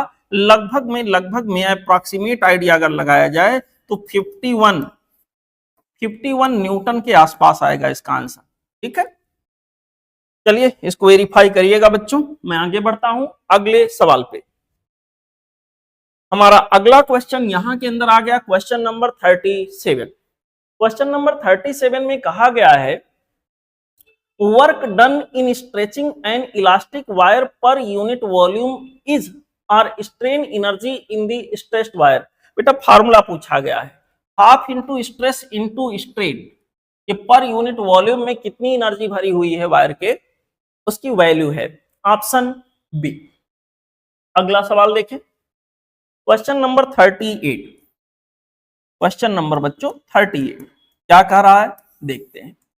क्वेश्चन नंबर 38 में कहा गया है isothermal bulk modulus of A gas at atmospheric pressure is. बेटा आइसोथर्मल बल्क मॉडुलस जो हमारे पास होगा, चलो ई थीटा से हम दिखा देते हैं, इसकी वैल्यू प्रेशर पी के बराबर होगा। उसने कहा एटमॉस्फेरिक प्रेशर पर इसकी वैल्यू 1 atm आ गया, जो कि होगा 1.01 इंटू 10 की पावर 5 न्यूटन पर मीटर स्क्वायर। Option C. ठीक है बेटा, यहां के लिए हमारे पास आंसर हो गया ऑप्शन सी। चलते हैं अगले क्वेश्चन पे। देखें अगला सवाल हमसे कह रहा है minimum and maximum value of Poisson's ratio for ये मेटल लाइज बिटवीन। अगर हम यहाँ जो पॉसिबल वैल्यू है उसकी बात करें तो यहाँ पर 0 से 0.5, मिनिमम 0 और मैक्सिमम 0.5, ऑप्शन डी। ठीक है बेटा, बाकी तो कोई यहाँ पॉसिबल है नहीं। ओके, आगे बढ़ते हैं। अगला हमारा सवाल है यहाँ के अंदर बच्चों क्वेश्चन नंबर 40। क्वेश्चन नंबर 40 में हमसे कहा गया है कि सर ये बताइए कौन सा स्टेटमेंट यहाँ गलत है। पहला करा एक बार पढ़ते हैं चारों ऑप्शन को। Sliding of molecular layer is much easier than compression और एक्सपेंशन। आपको अभी बताया कुछ सवाल में कि y की वैल्यू ईटा से ज्यादा होता है, यानी अगर लेंथ में खींचना है किसी चीज को या कंप्रेस करना है तो ज्यादा मुश्किल होता है। तो यहाँ के अंदर बच्चों अगर हम शेयरिंग मॉडुलस की बात करें और यंग मॉडुलस की, तो शेयरिंग मॉडुलस कम होता है। इसका मतलब ये सही लिखा है, किसी चीज को ऐसे स्लाइड कराना मॉलिक्यूलर लेयर को आसान है एज कंपेयर टू स्ट्रेच करना। यहाँ गलत पूछा गया है। Reciprocal of bulk modulus of elasticity called compressibility, बिल्कुल सही बात है। It is difficult to twist ये long rod as compare to small rod. यहाँ के अंदर बच्चों लॉन्ग रॉड को ट्विस्ट करना आसान होगा। It is difficult to twist ये long rod as compare to small. बेटा यहाँ पर एक होता है कॉन्सेप्ट ट्विस्टिंग कपल का, तो ट्विस्टिंग कपल जो हमारे पास होता है किसी रॉड या किसी मेटल को ट्विस्ट करने के लिए रिक्वायरमेंट होता है डायरेक्टली प्रोपोर्शनल टू होता क्रॉस सेक्शनल एरिया के स्क्वायर के और इनवर्सली प्रोपोर्शनल टू होता लेंथ यल के। तो लेंथ जितना यहाँ के अंदर ज्यादा होगा उसको ट्विस्ट करना उतना ही आसान होगा, कम टार्क की आवश्यकता पड़ेगी।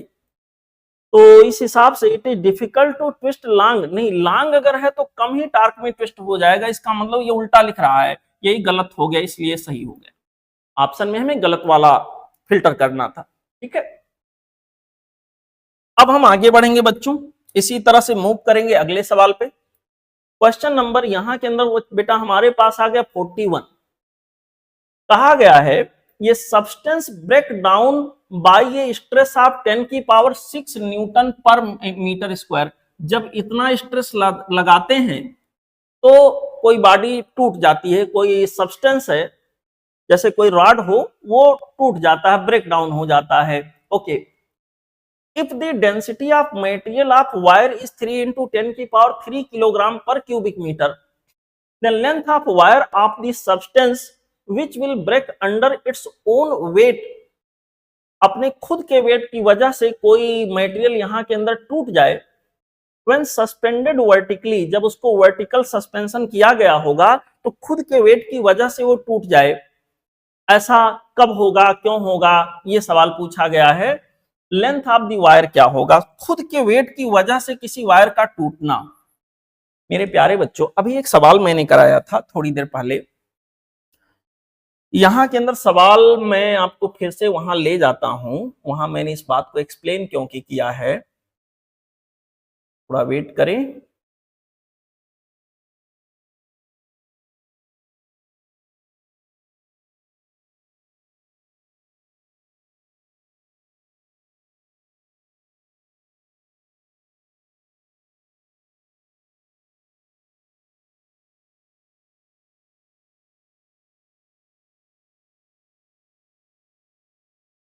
अभी मैंने थोड़ी देर पहले एक सवाल कराया था, ये देखें।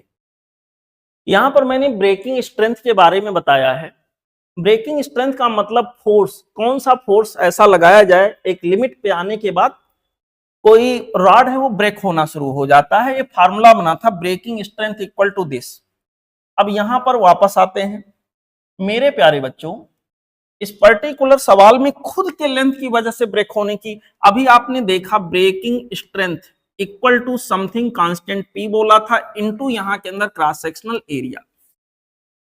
ब्रेकिंग स्ट्रेंथ का मतलब मैक्सिमम फोर्स। अब किसी रॉड को आप लटकाए हो, ऐसे कोई रॉड बेटा कहीं पर किसी सीलिंग से आपने हैंग करा दिया ऐसे, इसके ये खुद के वेट की वजह से यहां पर हैंग कर रहा है, खुद के वेट की वजह से इसे टूटना है ऐसे, इसका खुद का वेट चलो कुछ रहा होगा, तो फोर्स की जगह पे, ब्रेकिंग फोर्स की जगह पे यहां से ये टैग है, ब्रेकिंग फोर्स जो था उसकी जगह पे क्या आ गया, mg। तो बेटा यहां के अंदर ही हमारे पास हो गया m into G equal to p। इसको मैंने क्या बताया था, ब्रेकिंग स्ट्रेस। ब्रेकिंग स्ट्रेस यहां के अंदर बच्चों मैंने कहा था कि ये एक कांस्टेंट ऑफ प्रोपोर्शनलिटी है, ठीक है सर। यहां के अंदर ये कांस्टेंट ऑफ प्रोपोर्शनलिटी है इनटू ये for area of cross section था। अब देखो ये mg को ऐसे को रिलेट कर लो बेटा, m का मतलब हो गया डेंसिटी इनटू वॉल्यूम, वॉल्यूम की जगह पर आ गए ये इनटू l, ओके। इनटू यहां के अंदर पहले से रखा हुआ g equal to p into ये बेटा, ये दोनों साइड से हो गया कैंसिल। इस तरह से जो हमारे पास लेंथ आया, इस रॉड का टोटल लेंथ कितना हो, कितना ज्यादा से ज्यादा कितना लेंथ कर दिया जाए कि एक लिमिट के बाद वो खुद का भार ना संभाल पाए और टूट जाए। यहां के अंदर बच्चों यल की वैल्यू हो जाएगी p divided by d into g. अब p क्या है, p यहां पर जो मैंने एक टर्म यूज किया है इसका मतलब है ब्रेकिंग स्ट्रेस जो आपको दिया गया वो जो है ना वो ब्रेकिंग स्ट्रेस ही है। ये हो गया 10 की power 6 divided by d, density आपको दिया गया बेटा 3 इंटू 10 की पावर कितना, 3 इंटू 10 की पावर 3 इंटू यहां के अंदर g की वैल्यू बेटा यहां के अंदर आपको दिया गया है 10। इसको सॉल्व कर लेते हैं, देखते हैं। 10 की पावर 4 ऊपर गया, 10 की पावर 2, 10 की पावर 2 का मतलब 100 डिवाइडेड बाय बेटा यहां के अंदर आ गया 3। कितना आ गया, यहां पर बच्चों ये आ जाएगा 3.3 ऐसे हो गया दिस मच मीटर। तो इसके लिए करेक्ट चॉइस जो हमारे पास आ गया वो हो गया ऑप्शन सी, ओके। चलते हैं अगले क्वेश्चन पे। क्वेश्चन नंबर हमारा अगला है बेटा क्वेश्चन नंबर 42। तरह दी isothermal elasticity of gas is equal to, कई बार रिपीट हो चुका, यहां ये प्रेशर ऑफ गैस के इक्वल होगा, ऑप्शन सी।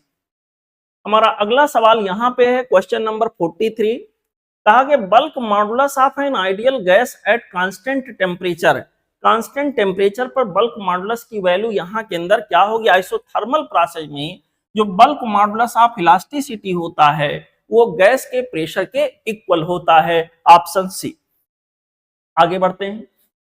क्वेश्चन नंबर 44 में कह रहा है the bulk modulus for an incompressible liquid is, incompressible liquid जिसको कंप्रेस ना किया जा सके, तो बेटा यहां के अंदर बल्क मॉडुलस हम निकालते हैं इक्वल टू आता है स्ट्रेस, स्ट्रेस अपान यहां के अंदर स्ट्रेन में लिखते हैं डेल्टा वी बाई वी। अब हम इनकंप्रेसिबल लिक्विड की बात करें तो डेल्टा वी की वैल्यू 0 समथिंग अपान 0, तो आंसर क्या आ गया, यहां के लिए हो गया इनफाइनाइट, ठीक है, ओके। चलते हैं अगले सवाल पे। क्वेश्चन नंबर बच्चों हमारे पास है 45। कहा कि there is no change in the volume of ये wire due to change in its length, length में चेंज करें लेकिन वॉल्यूम में कोई चेंज नहीं हो रहा है स्ट्रेच करने पर। पॉइसंस रेशियो यहां मटेरियल के लिए क्या होगा, तो इसके लिए एक फार्मूला यूज कर लीजिए। जैसे एक फार्मूला ने बताया था y equal to 3 times of k 1 minus of, बेटा ऐसे आ रहा था 2 सिग्मा, अगर आपको याद हो तो। अगर कोई ऐसा केस बन रहा है जिसमें वॉल्यूम चेंज ही नहीं हो रहा है, जैसे कि अभी एक सवाल सॉल्व किया हमने, वॉल्यूम चेंज नहीं हो रहा, तो बल्क मॉडुलस जिसको कि यहाँ बी से लिख दिया है, के से भी इसको लिखते हैं, जनरली के से ही लिखते हैं, यहां पर बच्चों इसकी वैल्यू क्या हो जाती है, इनफाइनाइट। तो यहां भी वॉल्यूम चेंज नहीं हो रहा है, अगर वॉल्यूम चेंज नहीं होगा तो के की वैल्यू बेटा क्या लिखेंगे, इनफाइनाइट। इस तरह से हम ऐसे लिखेंगे 1 minus 2 times of sigma this much will be equal to y divided by 3 times of k, क्योंकि वॉल्यूम चेंज नहीं हुआ है इसलिए बल्क मॉडुलस की वैल्यू क्या हो गई, इनफाइनाइट। y अपान इनफाइनाइट का मतलब क्या हो गया, 0। यहां के अंदर बेटा हमारे पास 1 minus 2 times of sigma equal to 0 आ गया, तो 2 times of sigma equal to क्या हो जाएगा, 1। और इस तरह से सिग्मा की वैल्यू बेटा हमारे पास क्या आ गया, 1/2, यानी कि ये हमारे पास आ गया 0.5। तो इसका सही जवाब हो गया ऑप्शन ए। अगर किसी वायर को स्ट्रेच करने पर उसके वॉल्यूम में जरा भी चेंज ना हो तो ऐसे पर्टिकुलर सिचुएशन में सिग्मा की वैल्यू 0.5 के बराबर आ जाएगी। यहां के लिए करेक्ट चॉइस आ गया ऑप्शन ए। चलिए अगला सवाल। अगला सवाल बच्चों हमसे क्या पूछा गया है, करा wire elongated by 1 millimetre when ये load W is hanged from it, जब W वेट लटकाया गया तो इलांगेशन कितना हुआ 1 मिलीमीटर का, बहुत बढ़िया। If the wire goes over ये पुली, एक पुली के ऊपर उस वायर को लगा दिया जाए और यहां पर दो वेट उसके दोनों साइड डब्ल्यू डब्ल्यू कर दिए जाएं, तो हमसे कहा गया है कि बताइए elongation of wire will B, wire में इलांगेशन अब कितना आएगा, सवाल ये है। इफ वायर गोज ओवर ये pulley and two weights W each are hung at the two ends, elongation of the wire will be in millimetre. मेरे प्यारे बच्चों, सवाल ये कह रहा है कि अगर कोई वायर है, कोई वायर है बेटा ऐसे, यहां पर कोई W वेट लटकाया गया, तो इसके वजह से, इस वेट की वजह से वायर का लेंथ बढ़ जाता है, वायर का लेंथ थोड़ा सा बढ़ जाता है। कितना बढ़ जाता है, मान लो यहां पर था कोई लेंथ में इंक्रीमेंट, यहां डेल्टा एल हुआ, ठीक है, जिसको यहां स्मॉल एल के बराबर दिया गया है। अब अगर इसी वायर को किसी पुली के दोनों साइड लटका दिया जाए, मान लो यहां के अंदर बच्चों एक पुली हो, ये एक पुली हो, इस पुली के दोनों साइड सेम वायर को ऐसे हैंग करा दिया जाए, ये पुली कहीं से फिक्स्ड रहा होगा, मान के चलेंगे। यहां पर बच्चों ऐसे दोनों साइड इसको अगर हैंग करा दिया, ऐसे यहां लटका दिया जाए, ये वायर जा रहा है इसके ऊपर से, और यहां पर एक वेट W और यहां पर भी एक वेट W लाके हैंग करा दिया जाए, सेम वेट दोनों साइड में, W यहां भी और W यहां भी, तो कहा बताइए अब जो इंक्रीमेंट यहां के अंदर होगा वो कितना होगा। मेरे प्यारे बच्चों, एक चीज समझना आपको, यहां ये पॉइंट रुका हुआ है, ये पॉइंट जो हमारा, देखो सब कुछ इक्विलिब्रियम में रहेगा, जितना खिंचाव उधर उतना इधर, कहीं इधर उधर नहीं जा रहा है। तो यहां के अंदर बच्चों W8 अगर इधर है, मान लो 10 न्यूटन ये है, तो 10 न्यूटन ऊपर भी इसमें डेवलप हुआ होगा, यहां के अंदर बेटा 10 न्यूटन का फोर्स इसमें ऊपर भी डेवलप हुआ होगा ऐसे, और यहां पर 10 न्यूटन का फोर्स इसमें ऊपर भी डेवलप हुआ होगा, W के बराबर फोर्स यहां भी डेवलप हुआ होगा बैलेंस करने के लिए, फोर्स को चलो मैग्नीट्यूड वाइज W ही रहा होगा, ठीक है, या ऐसे लिख दे, नहीं तो थोड़ा अजीब लगेगा आपको। यहाँ F जो फोर्स डेवलप होगा, या कह लीजिए जो टेंशन फोर्स डेवलप होगा, या कह लीजिए जो इसके अंदर इलास्टिक फोर्स डेवलप होगा, वो भी W के बराबर होगा, और यहाँ पर भी जो टेंशन फोर्स डेवलप होगा W, क्योंकि ये कहीं नहीं जा रहा, ना ऊपर जा रहा ना नीचे, रेस्ट में बना हुआ है, ये तभी पॉसिबल है जब अपवर्ड फोर्स और डाउनवर्ड फोर्स बराबर आ जाएंगे। यहाँ देखें W लटकाया गया था, यहाँ पर इस स्ट्रिंग में या इस वायर में कितना फोर्स डेवलप हुआ होगा, अगर इक्विलिब्रियम है तो पक्का है W यहाँ भी। तो आप क्या देख रहे हो, इस वायर के हर पॉइंट पे टेंशन फोर्स की वैल्यू W है, और इसके अंदर भी टेंशन फोर्स की वैल्यू W ही है। तो क्योंकि टेंशन फोर्स उतना ही डेवलप हुआ जितना यहाँ है, तो वायर में जो इलांगेशन यहाँ हुआ था वही यहाँ, क्योंकि इलांगेशन तो इस टेंशन की वजह से हो रहा ना, और ये टेंशन जितना यहाँ डेवलप हुआ वही यहाँ भी डेवलप हुआ है। तो इसके लिए जो करेक्ट चॉइस हमारे पास होगा बेटा, हो गया ऑप्शन डी। ओके, ठीक है, चलते हैं अगले क्वेश्चन पे। यहां हमारा अगला सवाल है क्वेश्चन नंबर बच्चों 47।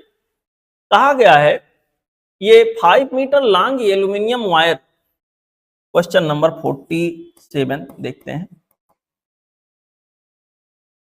कह रहे हैं ये 5 metre long aluminium wire, Y की वैल्यू आपको दिया गया, डायमीटर आपको दिया गया, 40 किलोग्राम मास को ये सपोर्ट कर रहा है, ठीक है। In order to have the same elongation, same elongation, उतना ही हमें इलांगेशन लाना है इन कॉपर वायर, एल्यूमिनियम पहले था, अब कॉपर वायर, यानी वाई की वैल्यू अलग अलग हो गई दोनों के लिए, ध्यान दीजिएगा। यहां के अंदर पहले एल्यूमिनियम था बेटा, अब क्या हो गया कॉपर, वाई की वैल्यू देखिए अलग अलग हो गया। यहां पर आप दी सेम लेंथ, लेंथ भी दोनों में सेम है, under the same weight, the diameter should now be in millimetre. मेरे प्यारे बच्चों डायामीटर की बात किया है, तो पहले मैं रेडियस की बात करूंगा। देखो y इक्वल टू हम लिखेंगे F into L divided by, यहां के अंदर आ जाएगा ये इंटू डेल्टा एल। यहां पर इसको सॉल्व करेंगे बच्चों, आ जाएगा F into L divided by pi into R square into delta L, ठीक है। यहां आर स्क्वायर की वैल्यू बेटा हमारे पास आ जाएगा F into L divided by pi into delta L into यहां के अंदर क्या हो गया y, ये आएगा ना। अब देखो सवाल का लैंग्वेज, सवाल के लैंग्वेज में बेटा यहां हमसे डायामीटर पूछा गया, फिलहाल रेडियस से कोरिलेट कर रहे हैं, बाद में मैनेज कर लेंगे।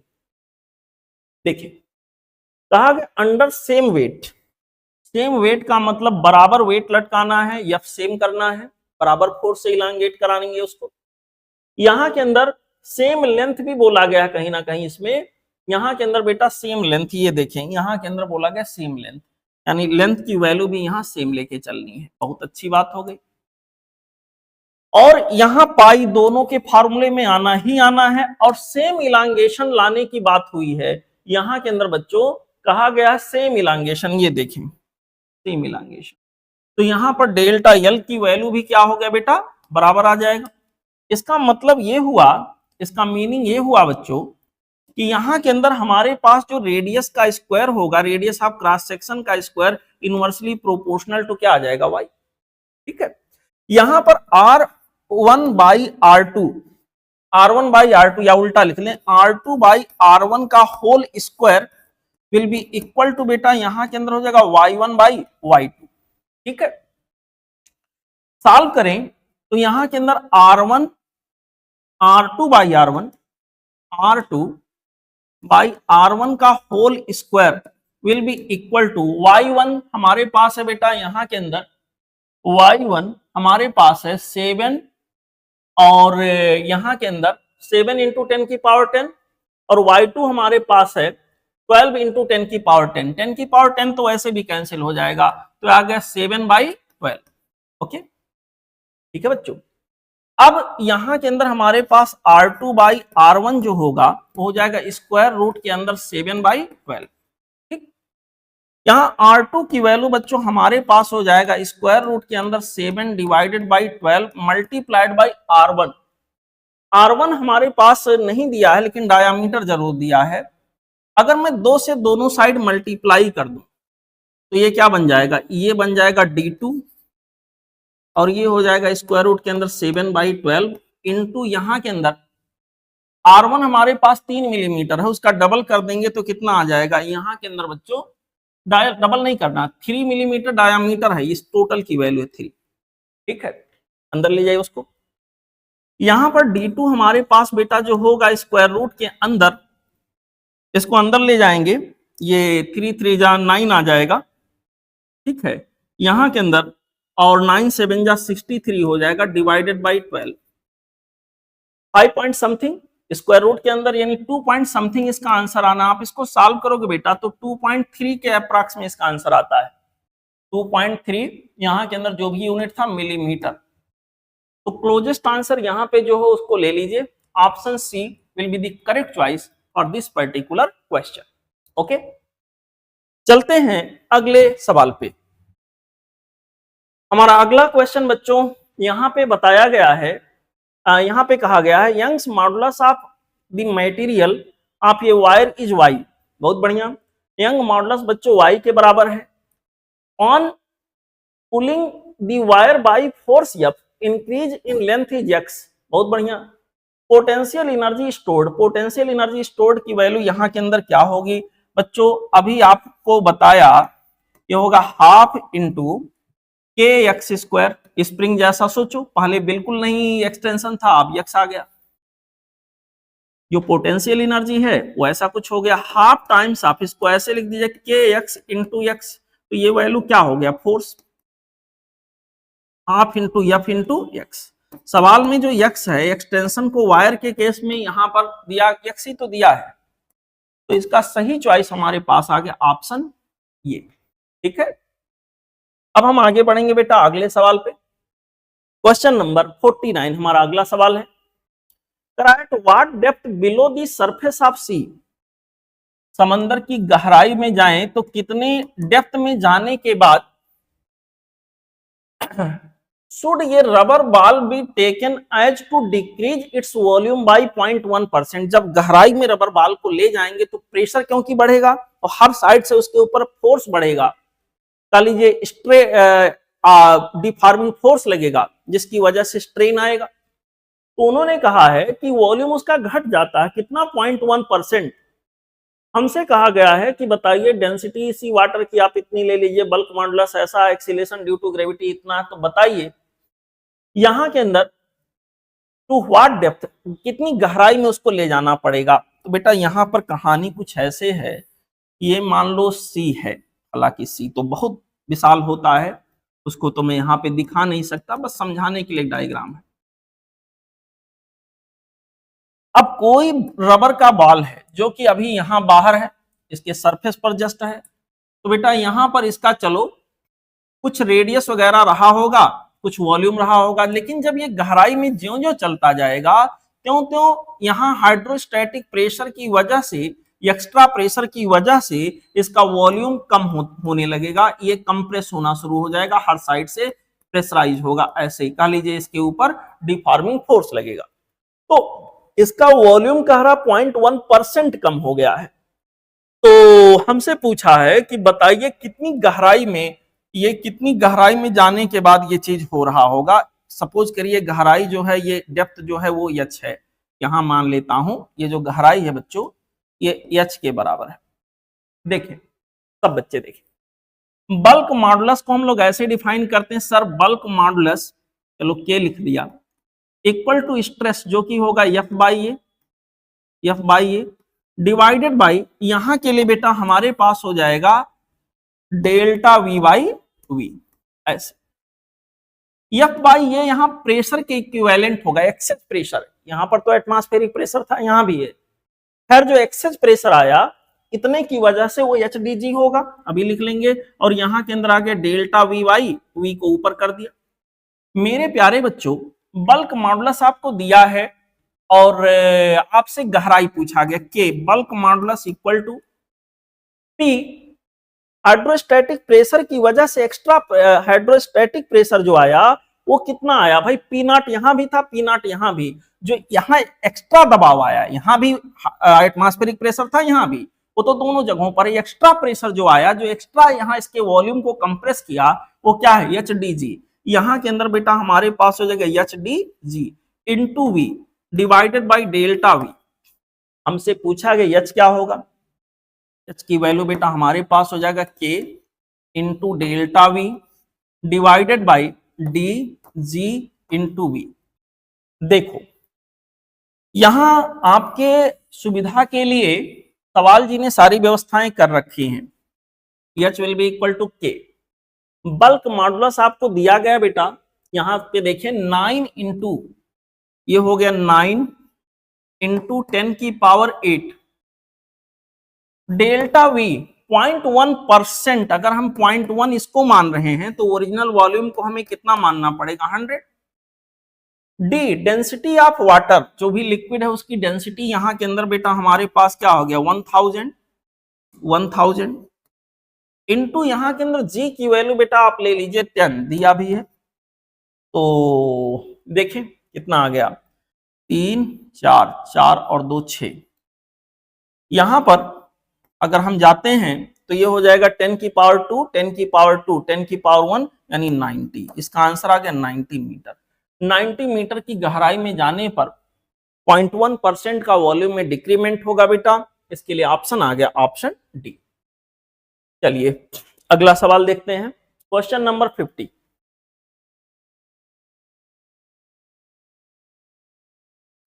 क्वेश्चन नंबर 50, क्वेश्चन नंबर 50 में हमसे कह रहे हैं length of an elastic string is A metre when longitudinal tension is 4 Newton.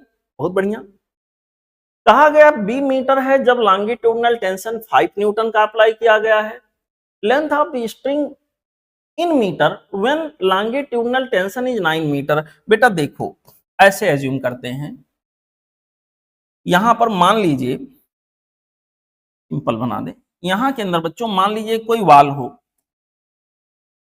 ऐसे कोई वाल, कोई वायर लिया, कोई यहां पर मैं वायर लेता हूं, चलो ठीक है आपको समझाने के लिए। मान लेते जब इसमें कोई टेंशन मतलब कोई डिफॉर्मिंग फोर्स वगैरह नहीं लगाया गया हो तो इसका ओरिजिनल लेंथ मैंने मान लिया यल है, ठीक है, यहां इधर से ये फिक्स है, इधर से बच्चों इसको फिक्स कर दिया, ओके। अब क्या हुआ, यहां पर फिर कोई टेंशन अप्लाई किया गया, टेंशन फोर्स या कह लीजिए फोर्स बाहर से इसको अप्लाई किया गया, तो लेंथ इसका हल्का सा बढ़ गया। जो लेंथ इसका था यल, ये तो था ही, अब उसका जो नया लेंथ आ गया, कह रहा है ये मीटर टोटल लेंथ दिया है, जो लेंथ यल था, यल तो है ही है, इसका टोटल लेंथ यहां के अंदर कितना आ गया, ये मीटर, दिस इज ये। तो इस ये में क्या क्या शामिल है, यल और डेल्टा यल1 इसको लिख देते हैं ऐसे। इसी तरह फिर कहा गया है कि सर ऐसा है, जब यहां पर दूसरा कोई टेंशन अप्लाई किया गया, पहले जो टेंशन अप्लाई करके इसको खींचे हैं वो कितना है, 4 न्यूटन, और दूसरी बार इसको 5 न्यूटन का टेंशन अप्लाई करके खींच रहे हैं, तो थोड़ा और ये खिंचाव दिखाएगा।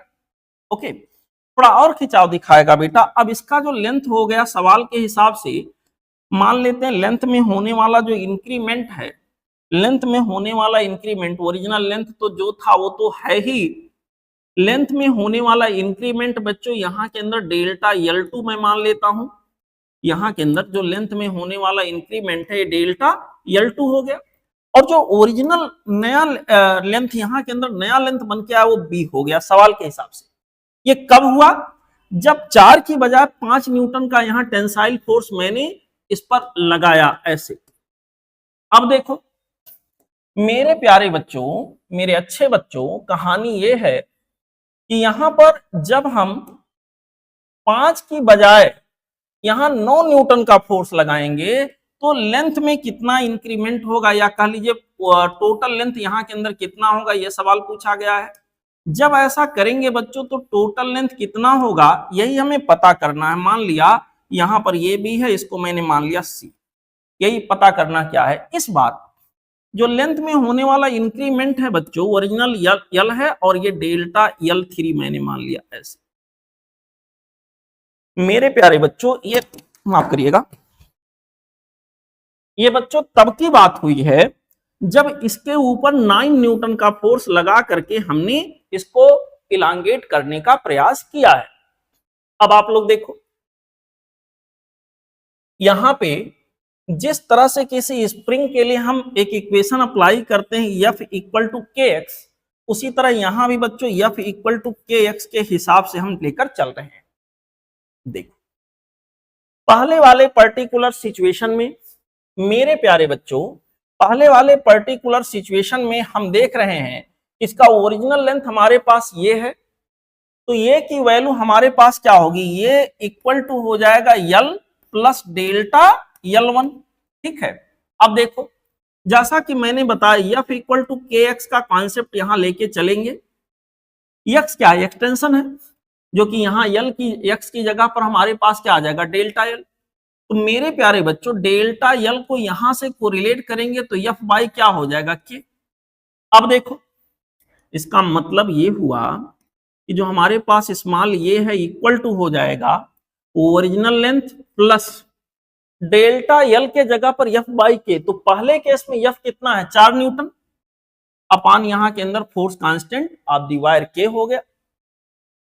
दूसरे केस में देखिए ओरिजिनल लेंथ B है और B की वैल्यू होगी यहां के अंदर बच्चों, टोटल लेंथ B है, माफ करिएगा, ओरिजिनल लेंथ यल है, प्लस यहां के अंदर होगा डेल्टा L2।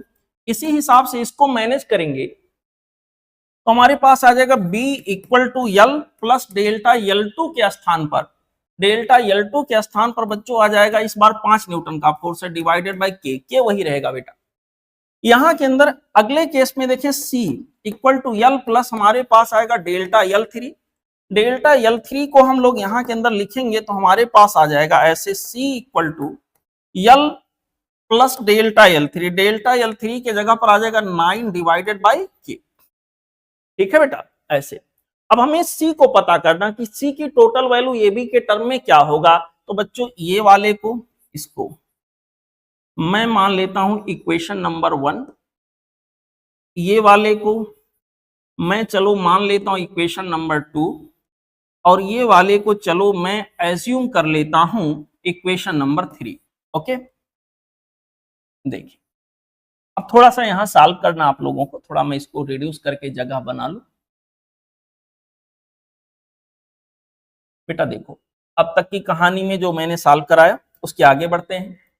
इक्वेशन नंबर 1 और 2 को सॉल्व करके हम k की वैल्यू ए बी के टर्म में निकालना चाह रहे हैं, तो हम ऐसे कर देते हैं 2 माइनस 1। अगर 2 माइनस 1 करेंगे तो लेफ्ट हैंड साइड में आ जाएगा b माइनस ए, और राइट हैंड साइड में l माइनस एल 0, 5 बाई के माइनस 4 बाई के, क्या आ जाएगा 1 बाई के। तो बच्चों यहां के अंदर k के जगह पर हमारे पास इक्वल टू आ जाएगा 1 डिवाइडेड बाई b माइनस ये, ऐसे आ गया k के स्थान पे। अब देखो अगर मैं यहां k की वैल्यू रख दूं तो बेटा k की वैल्यू रखने के बाद फिर l डिस्टर्ब करेगा, l की वैल्यू भी यहां से निकालते हैं। जैसे हमने इक्वेशन नंबर 1 को रिकॉल किया, इक्वेशन नंबर 1 में हमने लिखा ये equal to l plus 4 by l, 4 by K, यहां पर 1 बाई के की जगह पर हम लिख सकते हैं b माइनस ये, 1 बाई के के स्थान पर b माइनस ये, तो यहां आ जाएगा 4 इंटू बी माइनस ये। ठीक है मेरे प्यारे बच्चों, इस तरह से मैं क्या देख पा रहा हूं, l की वैल्यू हमारे पास आ गई ये प्लस 4 बी, उधर ले जाइए माइनस 4 बी, माइनस 4 ये को उधर ले जाइए प्लस 4 ये, ऐसे आ जाएगा।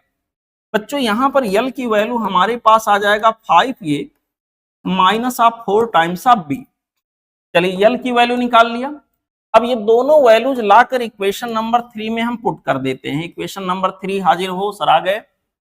सी जो फाइनल लेंथ हमारे पास एक्सटेंड होने के बाद आया है फाइनल केस में, वो आ जाएगा सी की वैल्यू बेटा हमारे पास, सी की वैल्यू इक्वल टू यल के जगह पर आ गया 5 टाइम्स ऑफ ये minus 4 times of B, this much, plus यहां के अंदर बच्चों हमारे पास आ जाएगा प्लस यहां के अंदर 9 बाई के, 9 1 बाई के स्थान पर हम लिख सकते हैं b माइनस ये। सॉल्व करो, यहां के अंदर बच्चों आ जाएगा 5 ये minus of 4 B plus of 9 B minus of 9 times of ये। चलो थोड़ा इसको सिंप्लीफाई करो, इन दोनों को देखें तो आ जाएगा 5 टाइम्स ऑफ बी माइनस यहां पर 4 टाइम्स ऑफ ये, क्या जाएगा ना 5b माइनस 4 ये, इसका करेक्ट आंसर हो गया ऑप्शन बी। ठीक है बच्चों, this was the solution for the question number 50। बेटा आज यहां तक का सॉल्यूशन मैं आपको भेज रहा हूं, अगला वीडियो लेक्चर में बनाऊंगा, उसमें बाकी बचे हुए क्वेश्चंस का वीडियो सॉल्यूशन मैं आपको भेजूंगा। तब तक एक बार आप कोशिश जरूर करिएगा। थैंक यू बच्चों, मिलते हैं अगले वीडियो लेक्चर में।